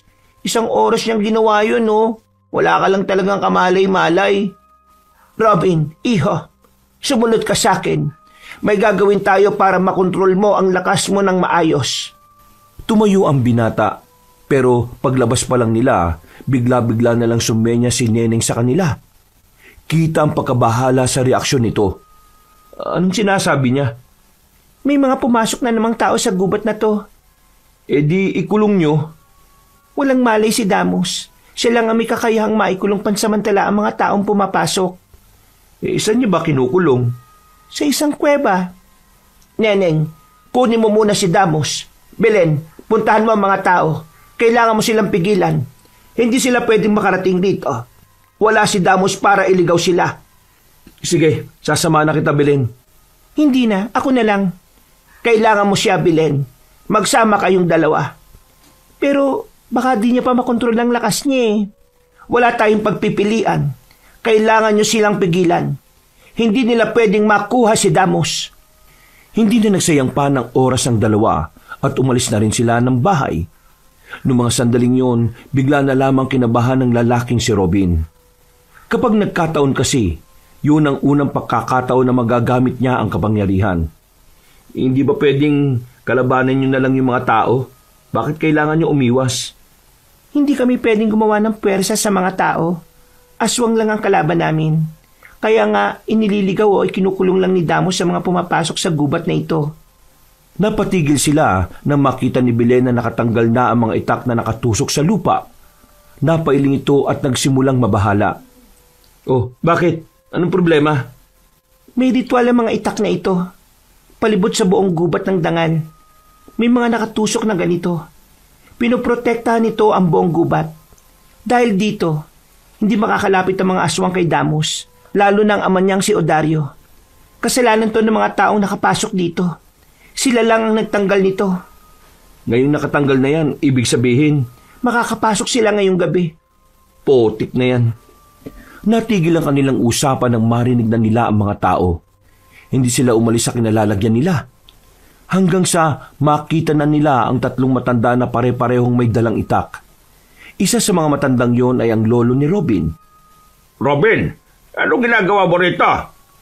Kayo ang dapat kong tanungin yan. Anong ginagawa nyo rito? Eh di ba sabi ko nga sa'yo na ngayong Sabado kami pupunta rito para hanapin yung bata? Bakit ka ba nandito? At sino ba yung babae na kasama mo? Lo, itigil nyo na to. Mapapahama kayo. Ano bang sinasabi mo? Nasaan iba yung mga kasama? Sabihan nyo silang umalis na. Ngayong tinanggal nyo yung mga itak na may ritual, makakapasok na rito ang mga aswang. At kapag nangyari yon, pati kayo mapapahamak. Ha! Sabog ka na naman ba, Robin? Isang aswang lang ang meron dito sa atin. At yun ay ang aswang na pumatay dun sa babaeng si Elena. Umalis ka dyan! Hahanapin namin yung maiwagang bata na nagdadala ng swerte. Hindi niyo siya makukuha. Kailangan niyo muna akong patayin. Inalabas ni Belen ang itak nito. Pumorma ang babae. Nakaramdam naman ng pagkabahala ang tatlong matanda. Sa tindig pa lang ni Belen, kitang-kitang kakayanin nila silang mangtaning.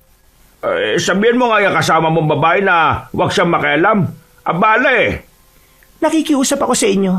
Kung ayaw niyo masaktan, umalis kayo rito. Hindi para sa inyo ang gubat ng dangal. Alam mo, mabuti pa, Iha. Umuwi ka na muna sa inyo, ha? Hindi dapat naririto ang dalagang kagaya mo. Lo naman, makinig ka na lang. Kapag hindi kayo umalis dito, mapapahama kayo. Dahil sa ginawa nyo, makakapasok na rito mga aswang. Hindi ko alam kung anong nangyayari sa iyo, Robin, ha? Apo kita, mahal kita. Pero kung ganyan ka pasensya. Naririnig mo bang sarili mo, Lo?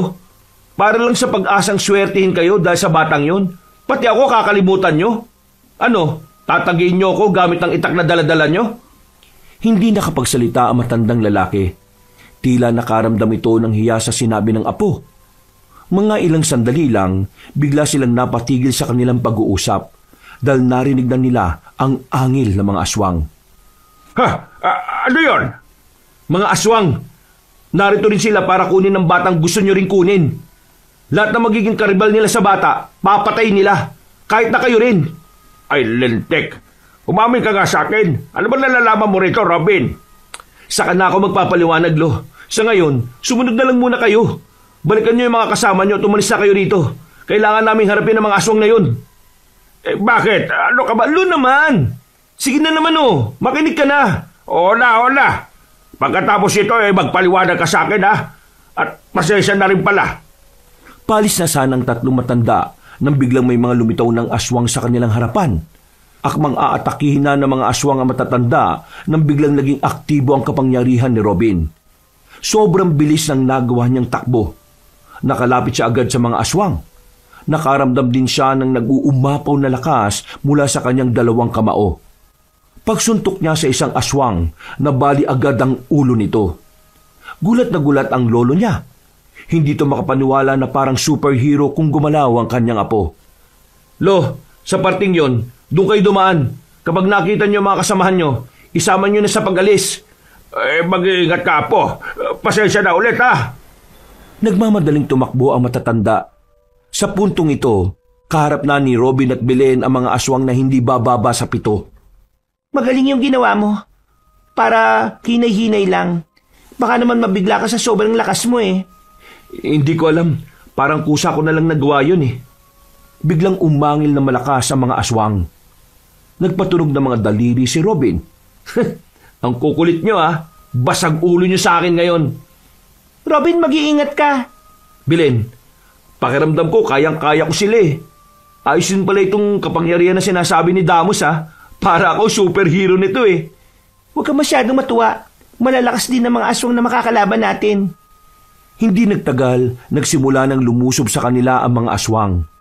Mabibilis ang mga ito. Pero sisiw na sisiw lamang ito sa kanilang dalawa. Inunahan na ni Belen ang pakikipaglaban. Napangiti si Robin nang makita niya kung gaano kahusay ang babae sa paggamit ng itak. Dahil dito ay ginanahan na rin siyang sumabay. Gamit lang ang kanyang kamao, pinagsusuntok niya ang mga aswang. Kada matatamaan ng kanyang kamao ay nababalian ng buto o kaya naman ay nababasag ang bungo. Sobrang lakas ng puwersa na nailalabas ni Robin sa mga ito. Hindi na kinakaya ng aswang. Dumating na rin sa puntong nadagdagan pa ng bilang mga nilalang na yon. Pero hindi yun naging problema para sa kanila. Ano? Wala na bang ilalakas tong mga aswang na to? Umayos ka, magseryoso ka, saka na yung yabang. Maya-maya pa, napansin na lamang nila na tumigil na ang mga aswang na yon sa pag-atake. Tila nakaramdam na rin ang mga nilalang na yon. Kaya naman nag-iba ng direksyon ng mga aswang. Alam na agad ni Belen kung sino ang pupuntiryahin ng mga yon. Sila Lola Rosa, kailangan natin silang puntahan. Silang uunahin ng mga aswang na yon. Hindi mo nila kaya yung mga aswang? Kakayanin nilang dalawa kung wala silang pinoprotekta ang bata. Tara na! Ginamit ni Robin ang kapangyarihan niya para makatakbo ng mabilis. Naiwanan na niya si Belen. Nakarating siya kagad sa kinaroroonan ni Aling Rosa at Neneng. Sakto lang ang dating niya dahil nakapalibot na ang mga aswang. Nandito na ako! Hindi na kayo masasaktan! Daan-daan lang sa paggamit ng kapangyarihan. Hindi mo pa kontrolado ang kapangyarihan mo. Ayos lang yun, Aling Rosa. Akong bahala. Neneng, bigay mo muna yan si Damos kay Aling Rosa. Tara, palagan na natin sila. Napangiti si Neneng sa sinabi niya. Hindi nagtagal, agad na rin nilang hinarap ang mga aswang. Dahil sa sobrang tuwa, ginamit ni Robin ang kanyang kapangyarihan. Inisa-isa niyang paslangin ang mga yon. Kahit si Neneng na hindi nakakapagsalita, tila gusto nang tumili sa sobrang paghanga sa kanya. Aling Rosa, ano, goods ba? Anong goods? Ang saya pala kapag may kapangyarihan. Ayos na ayos. Sinasabi ko sa iyo, umayos ka. Kapag nasobrahan ka, ikaw naman ang... Kalma, Aling Rosa. Kaya ko to.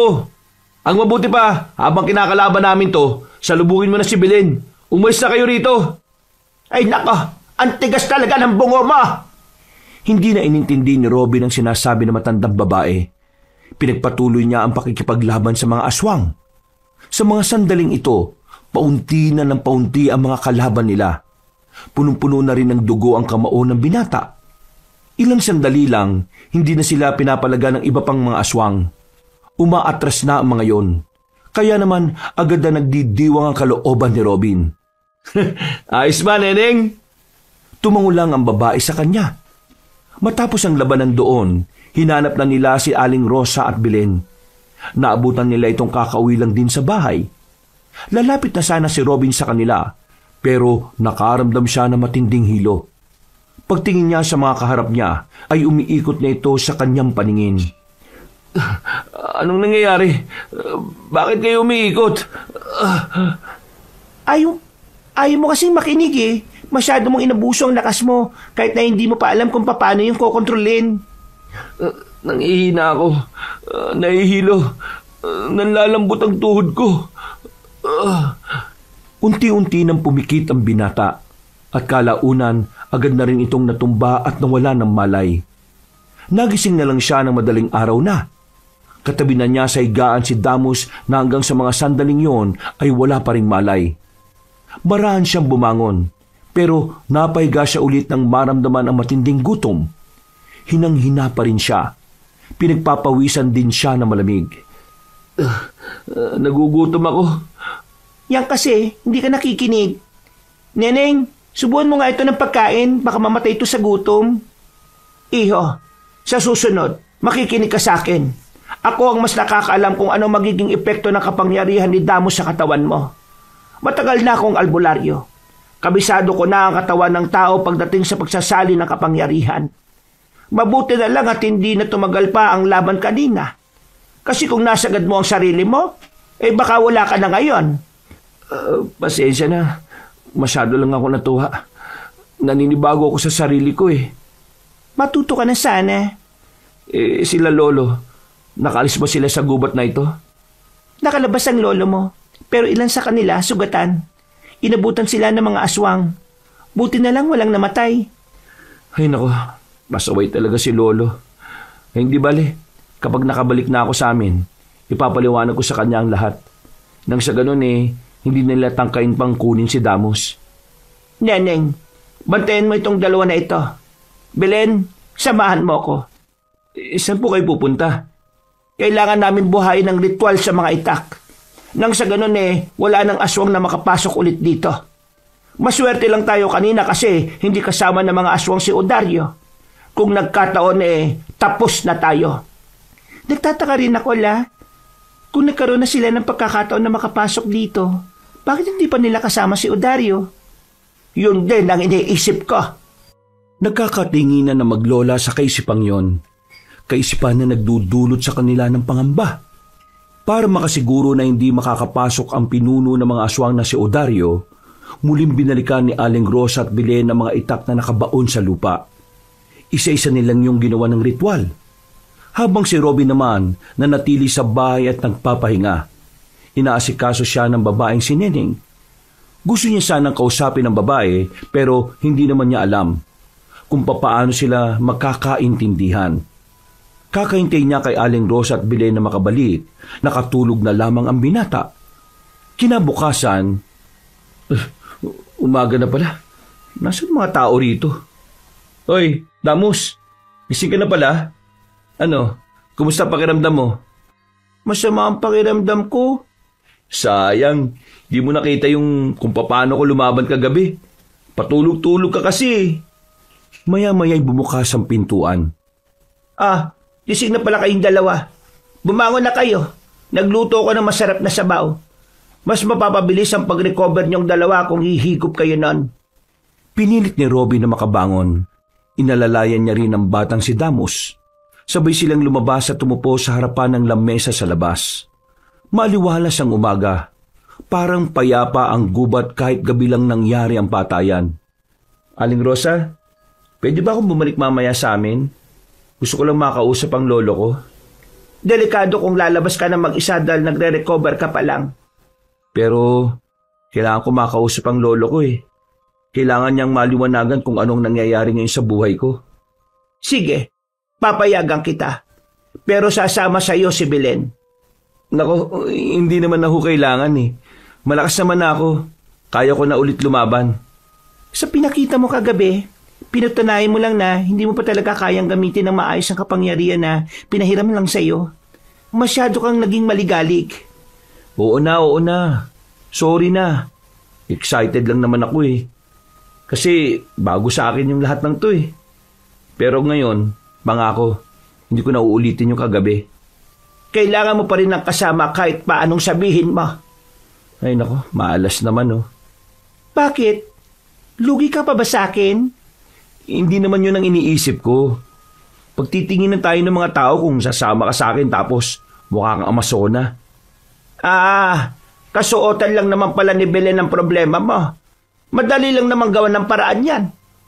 Napangiti na lamang ang matandang babae. Pinagbis nito ang dalaga. Sa halos 10 minutong paghihintay ni Robin, lumabas na rin ng bahay ang dalagang si Belen. Sobrang layo na nito sa itsurang Amazona. Nakasuot ito ng kulay puting dress. Nakatali ang buhok at simple lang ang inilagay na pampaganda sa muka. Napanganga ang binatang si Robin. Sa sobrang ganda ni Belen, hindi na niya ito makilala. Hanggang sa makalabas na nga sila ng gubat ng dangal, hindi pa rin makapagsalita si Robin sa kagandahan ng babae. Bakit? Pangit pa rin ba itong suot ko? Ha? Hindi Sobrang ganda mo dyan. Hindi nga kita nakilala Ngayon, ang problema ko naman, baka pagkaguluhan ka ng mga lalaki. Naku, ang dami mong angal. Uuwi na ako, bahala ka na nga sa buhay mo. Uy, sandali lang. Hindi naman sa ganun. O sige na, sumama ka na sa akin. Akong bahala sa'yo. Baka lang ibang iniisip mo Lilinawin ko lang Sasamahan lang kita para may alalay sa'yo sakaling bigla ka na lamang atakihin ng mga aswang. Oo na, alam ko naman yun Ipinagpatuloy na lamang ng dalawa ang kanilang paglalakad hanggang sa makarating na nga sila sa baryo nila. Pagpasok pa lang nila sa lugar, nakatingin na ang lahat ng tao sa kanila. Lalong-lalo na ang mga kalalakihan. Hindi mawala-wala ang tingin nila sa babaeng si Belen. May mga nagbubulungan pa na nag-uwi ng magandang babae si Robin. Hindi na lamang nila pinansin yon. Nang makarating na sila sa bahay nila Robin, inabutan nilang nasa bakuran si Impeng at Amboy. Uy, pre! Kagabi ka ba namin hinahanap? Uy, wow ah! Pre, sino to? Isang gabi ka lang nawala. Nag-uwi ka na ng magandang babae. Teka, parang nakikilala ko to ah. Parang pamilyar tong babae to na hindi ko lang maalala kung saan ko nakita. Robin, sino yan? Ayan ba yung kasama mo kagabi sa gubat ng dangal? Habang nakikipaglaban kayo sa mga aswang? Nakikipaglaban ka sa mga aswang? Napakamot na lamang sa ulo ang lalaking si Robin. Wala na siyang kawala. Wala na siyang magagawa kundi ang sabihin na lamang sa mga ito kung ano na ang papel niya sa lahat ng nangyayari. Hindi makapaniwala ang dalawang binata habang si Mang Taning naman ay bilib na bilib sa apo. Sa sobrang bilib nito, bago pa pala makauwi si Robin, naikalat na niya sa buong baryo na lumaban ang kanyang apo sa mga aswang. Pambira ka naman. Kumakalaban ka na pala ng mga aswang, hindi mo man lang sinasabi sa amin. Biglaan nga ang lahat. Kahit din naman ako nabibigla sa mga nangyayari. Kagabi kasi, wala na akong choice kundi lumaban. Kahit na hindi ko pa kabisado gamitin ang kapangyarihan ng batang engkanto, kailangan kong pumalag. Lo, nasa panganib ang baryo natin. Nakaamba ang mga aswang. Kapag nakuha nilang gusto nila, tapos tayong lahat. Impeng, Amboy. Total, lalabang kayo para sa hustisya ni Elena. Sumama na lang kayo sa akin. Makakasama natin pigilan yung kasamaan ng mga aswang. Uy, pabor sa akin na sumama sa'yo, no? Pero, pwede mo pang pakita sa amin kung may kapangyarihan ka talaga? Hindi niya pwedeng gamitin ang kapangyarihan niya sa walang katuturan. Mahalaga ang lakas niya. Hindi niya ito pwedeng gamitin sa walang kakwenta-kwenta. Grabe, sungit naman ito. Basta, makikita nyo rin kung gaano siya kagaling. Kung napanood nyo lang yung ginawa niya sa mga aswang, ay nako, baka humanga rin kayo. Basta ako, lalabanan ko mga aswang na yan kahit na wala akong kapangyarihan. Papatayin ko silang lahat. Naintindihan ko kung gaano nyo kagustong makaganti sa mga aswang. Pero, kailangan natin maging seryoso. Kailangan natin mas maging maingat. Nasaksihan ko kagabi na hindi talaga sila pangkaraniwan. Kahit nakakaiba ang lakas ko, para naman silang hindi nauubos. Kaya kung sasama kayo sa akin, sumama na kayo sa akin. Babalik tayo sa gubat ng dangal. Babalik? Bakit? Nakapunta na ba tayo ron? Ang ibig kong sabihin, doon na muna tayo. Tuturuan nila tayo kung paano makipaglaban. Lo, mag-iingat kayo rito ha. Hindi kita mababantayan. Kailangan namin protektahan yung bata na gustong kunin ng ama niyang aswang din. Kapag nakuha niya kasi yon, mahirapan na tayong talunin yung mga nilalang na yon. Tumango na lamang ang matandang si Taning. Pagkatapos ng kanilang pag-uusap, naisipan na nilang bumalik sa gubat ng dangal. Tanghali pa lang noong mga sandaling yon, habang naglalakad sila, nagtaka si Belen nang biglang umulan ng malakas. Sumilong na muna sila sa ilalim ng puno. Nagtatakang kinausap ni Robin ang babae. Bakit? Anong problema? Nakakapagtaka. Hindi umuulan dito sa gubat ng dangal dahil sa presensya ni Damos. Ngayon, umulan bigla. Ibig sabihin lang nito, may maling nangyayari. Ha? Anong ibig mong sabihin? Masama ang kutob ko. Kailangan na natin puntahan sila, Lola. Dali! Nagmamadali silang apat na umalis sa kanilang kinalalagyan. Sinuong nila ang malakas na ulan. Wala na silang pakialam kung gaano kalamig ang tubig ng ulan. Hindi nagtagal, nakarating na rin sila sa tapat ng bahay na matandang babae. Pero malaking problema ang kanilang dinatnan. Biglang humina ang ulan, pero nanatili pa rin ang kidlat at kulog. Dario? Mabuti naman at dumating na kayo. Ang balita ko kasi, ikaw lalaki, nasa iyong kalahati ng kapangyarihan ng anak ko. Oo nga, nasa akin nga. Ano naman? Dahil nasa iyong kalahati, itong anak ko, hindi ko mapakinabangan. Kaya naman para makuha kong buong kapangyarihan niya, kailangan mo mamatay. Oo, alam ko na yan. Nasabi na sa akin yan ni Aling Rosa. Meron ka pa bang ibang sasabihin na hindi ko alam? Isa-isang nilapitan na matandang si Odario si Aling Rosa, Neneng at Damos na nakatali sa haligi ng bahay. Nakaramdam ng pag-aalala si Robin nang makita niyang wala ng malay si Damos. Anong ginawa mo sa bata? Wala naman. Nakatulog lang siya. Sinubukan kasing kunin ang kailangan ko sa kanya. Ang kaso, nasa iyo pala ang kulang. Kaya, kasalanan mo. Dami mo pang satsat. Simulan na natin to. Biglang sumipo na matandang lalaki na si Odario. Naglabasan naman ang mga aswang sa paligid. Napapalibutan na sila ng mga yon. Bagay na nagdulot naman ng kaba sa dalawang binata na kasama ni Robin. Ang dami nila. Sino ba dyan yung pumatay kay Elena? Kahit sino lang dyan. Pareho lang naman masasama mga yan eh. Alam niyo ba kung paano ako nakapasok dito kahit na may mga ritual kayo? Isa lang ang ibig sabihin nun. Malakas ako! Huwag kayong papasindak sa kanya. Kagabi pa siya narito sa gubat ng dangal. Nagpanggap siyang bilang loro kaya hindi natin siya nahalata. Yandaan niyo mga sarili niyo. Kakayanin natin to. Seryoso? Kaya natin silang lahat? Para kay Elena, para kay Damos, at para sa mga taong inosente na biktima nila. Para sa baryo. Naramdaman na lamang ni Robin ang biglang pagkakaroon ng malakas na hangin sa kanyang magkabilang kamao. Naipon ang hangin na yun sa kanyang kamao at agad na lumapit kay Odario. Sa sobrang bilis niya, hindi na namalayan ng pinuno ng mga aswang na nakalapit na siya. Sinuntok niya ng 2 beses sa sikmura. Tumilapon yun hanggang sa kakahuyan. Nanlalaki mga mata ni Impeng at ni Amboy sa mga pagkakataong yun. Dahil sa kanilang nasaksihan, tila nabuo ang kanilang pag-asa. Mga pre, kalagan niyo si Aling Rosa at Neneng. Kailangan natin sila. Ako na munang bala sa mga aswang na ito at dun sa pinuno nila. Dali! Seryoso na ang binatang si Robin noong mga sandaling yon.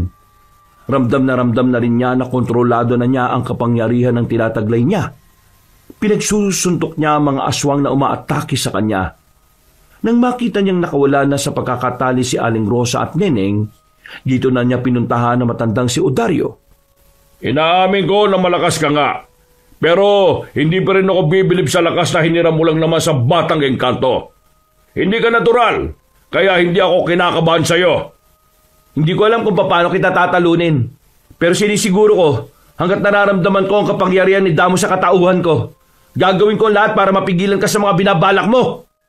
Alam mo, wala ka naman talagang dapat pakialam sa gulong ito eh. Ang hindi ko maintindihan, bakit ka nagpapagamit kay Rosa? Ikaw ang ginagawa nilang kawal para humarap sa hari ng mga aswang. Hindi ka ba natatakot na mamatay? Mamamatay ka sa isang obligasyon na hindi mo naman dapat ginawa. Alam mo kung bakit ko ito ginawa? Dahil ito ang paraan ko para protektahan ang lugar na sinilangan at kinamulatan ko. Hindi mo ako maintindihan dahil parang kahit kailan hindi ka naman nakaramdam ng pagmamahal. Pagmamahal?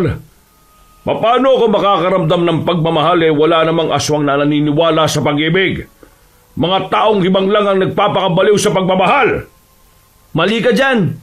Hindi hibang ang mga taong umiibig. Dahil ang mga taong umiibig, nagbibigay ng halaga sa buhay ng isa't isa. Ngayon, papatunayan ko sa iyo kung gaano makapangyarihan ang pag-ibig naming mga tao.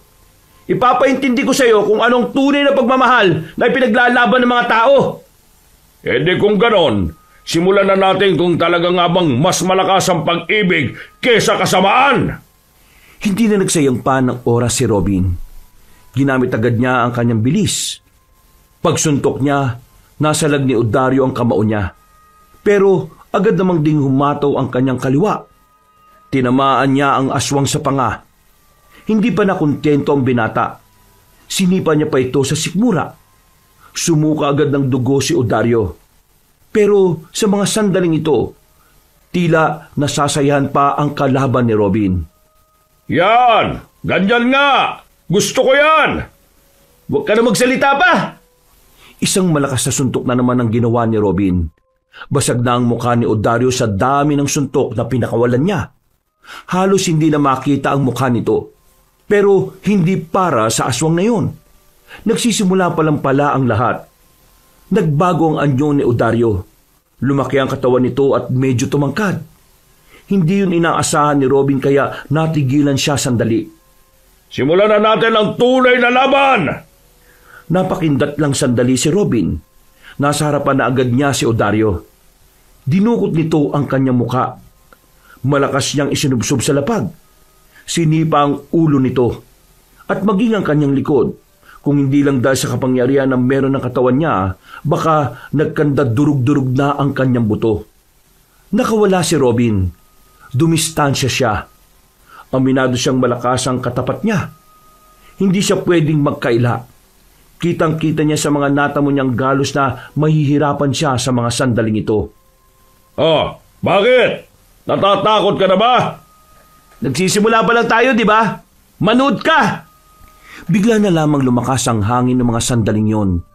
At dahil dito, nawala sa tamang posisyon si Odario. Si Robin naman, sinamantala niya ang pagkakataon na hindi nakahanda ang kanyang kalaban. May kung anong mabigat na enerhiya ang nabuo sa kanyang kamao. Paglapit niya, sinuntok niya ulit sa tiyan si Odario. Sa lakas ng pagkakasuntok niya, tumalsik na naman ang aswang ng malayo. Hindi pa nakontento si Robin. Mas ginamit niya pa ang kapangyarihan na meron siya. Biglang umulan ng malakas. May kasama pa itong kulog at kidlat. Tikman mo ang sama ng panahon! Itinaas ni Robin ang kamao niya. Tumama ang kidlat doon at pagkatapos ay mabilis niyang sinuntok si Odario. Nang tamaan niya ito sa dibdib, ay nakuryente din ang aswang. Nalapnos ang buo nitong katawan, dahilan para manghina ito. Bakit ganyang kalakas yung kapangyarihan ng anak ko? Alam mo kung bakit? Kasi hindi ito ginagamit sa masama. Ginagamit ito para sa kabutihan. Kabutihan na dulot ng pag-ibig. Dinakma pa ni Robin ang leeg ni Odario. Sinuntok niya ito ng ilang ulit ng marami sa tiyan. Lupaypay na si Odario ng mga sandaling yon, pero gumigewang-gewang na ito. Akala mo ba magpapatalo ko sa isang kagaya mo? Hindi! Nagkakamali ka! Ako ang pinuno ng mga aswang at ako ang pinakamalakas. Walang kahit na sinong tao makakatalo sa akin. Hindi ako tao. Hanggat nasa akin ang kapangyarihan ni Damos. Hindi ako normal na tao. Kaya ihanda mo ng sarili mo. Nagtaka na lamang si Odario nang biglang lumabas sa mga gilid ang tatlong albularya. Napapalibutan siya nito. At isa pang gilid ay ang anak nitong si Damos. Hindi makapaniwala si Odario na nagawang talunin ng mga albularya ang mga bataan niya. Ito na ang tamang pagkakataon para mamahinga ka na, Odario. Makakawala na rin si Damos sa panganib at pangamba na idudulot mo sa kanya. Teka, anong gagawin nyo? Tutuldukan na namin ang kasamaan mo. Nagsimulang magritual ang tatlong albularyo. Habang nakapalibot sila kay Odario, halos mabaliw-baliw si Odario sa mga naririnig niya. Nakakaramdam ito bigla ng matinding sakit ng ulo. Maya-maya pa, unti-unti na itong napahiga. Unti-unti na namin hinihiwalay ang kaluluwa mo at ikukulong namin yon sa lugar na kahit kailan hindi ka na makakatakas. Mamamatay pati ang kaluluwa mo! Nang hindi na gumagalaw ang matandang lalaki, lumapit na ang batang si Damos. Dala nito ang isang gintong punyal. Kahit na kailan, hindi mo nanalong kasamaan laban sa kabutihan. Nagkamali ka ng pinanigan. Sa uling sandali, igagalang kita bilang ama at tatay. Itinarak ng batang punyal sa dibdib ni Odario. Wala pang 20 segundo, agad na naging abo ang katawan ng pinuno ng mga aswang. Dahil dito, nakahinga na rin sila ng maluwag. Nagyakapan ng tatlong albularyo. Napabuntong hininga naman si Robin. Ubus na ang mga aswang, pre.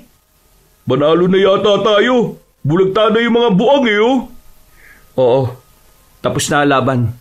Nagtagumpay tayo mga pre. Nagdiwang ang kalooban nila ng mga sandaling yon. Tuwang-tuwa si Robin sa sarili niya. Hindi naman kasi niya inaasahan na aabot siya sa puntong makakatulong siya para protektahan ng maraming buhay. Makalipas ang 1 linggo matapos ang labanan, marami na ang nangyari sa buhay ni Robin. Nakilala siya sa kanilang baryo. Puring-puri siya ng mga tao. Ang kanyang lolo naman, walang araw na hindi siya ipinagmamalaki sa mga nakakainuman. Simpeng at Amboy naman, naging masaya na rin dahil sa wakas, nabigyan na rin nila ng hustisya ang kamatayan ni Elena. Mas naging malapit na sa isa't isa ang magpinsan. Samantala, nawala na rin ang mga haka-haka tungkol sa gubat ng dangal. Nalinawan na rin ang mga baryo na ang batang si Damos ay ang siyang nagpoprotekta sa kanila sa mga nakaraang taon. Dahil dito, wala nang ni isa na nagtangkapang kunin ang bata. At kahit sino rin, nakakadaan na rin ng malaya sa gubat ng dangal. Pinatakas na rin ni Damos sa mga biyag na lahat ay wala ring maalala. Damos, maraming salamat sa pagpapiram ng kapangyarihan na meron ka. Kung hindi dahil doon, hindi ko magagawang kalabanin ng pinuno ng mga aswang eh. Kaya maraming salamat. Ngayong ibabalik ko na sa iyo ang kapangyarihan mo. Hihiling ko na sana mas lalo mong maramdaman ang kapayapaan. Kuya Robin, maraming salamat din dahil nagtiwala ka sa akin ha. Kahit na hindi ako kagaya nyo, pinaramdam nyo sa akin na hindi ako naiiba. Maraming salamat Lola Rosa, Ate Belen at Ate Neneng. Inalagaan nyo ako at pinrotekta na parang isang tunay na kapamilya. Sa pagbabalik ko sa tunay kong tahanan, hindi ko kayo makakalimutan. Huwag po kayo mag-alala, dadalaw po ako isang beses sa isang buwan. Maraming salamat din sa iyo, Damos. Ikaw ang naging ilaw para sa kaligtasan ng lahat. Sana maging maayos ka lang sa pag-alis mo. Masaya kaming naging bahagi ka ng aming buhay. Hindi ka namin makakalimutan, Damos. Napangiti na lamang ang tatlong albularyo. Maya-maya lang din, sinimula na ni Damos ang pagbawi sa kapangyarihan kay Robin. Kinabukasan ng gabi ay nagbalik na rin si Damos sa mundo ng mga engkanto. Masaya itong nakapagpaalam. Sa pag-alis ni Damos, dito na rin nagsimula ang panibagong kabanata ng buhay ni Robin. Dahil sa mga nangyari, mas nagkaroon siya ng interes sa pagiging albularyo. Kaya naman nakiusap siya sa tatlong albularyo na turuan siya sa mga bagay na dapat niyang malaman. Mula noon, kasakasama na ni Robin ang tatlong albularyo sa maraming bagay. Kalaunan din naman kasi, nagkaroon sila ng pagtitinginan ni Belen. At ang pagtitinginan na yon ay nagbunga ng 2 batang malulusog. 2 anak na simbolo ng kanilang bagong kapalaran. 2 bagong miyembro ng pamilya na magiging dahilan ng kanilang bawat paghinga. Wakas,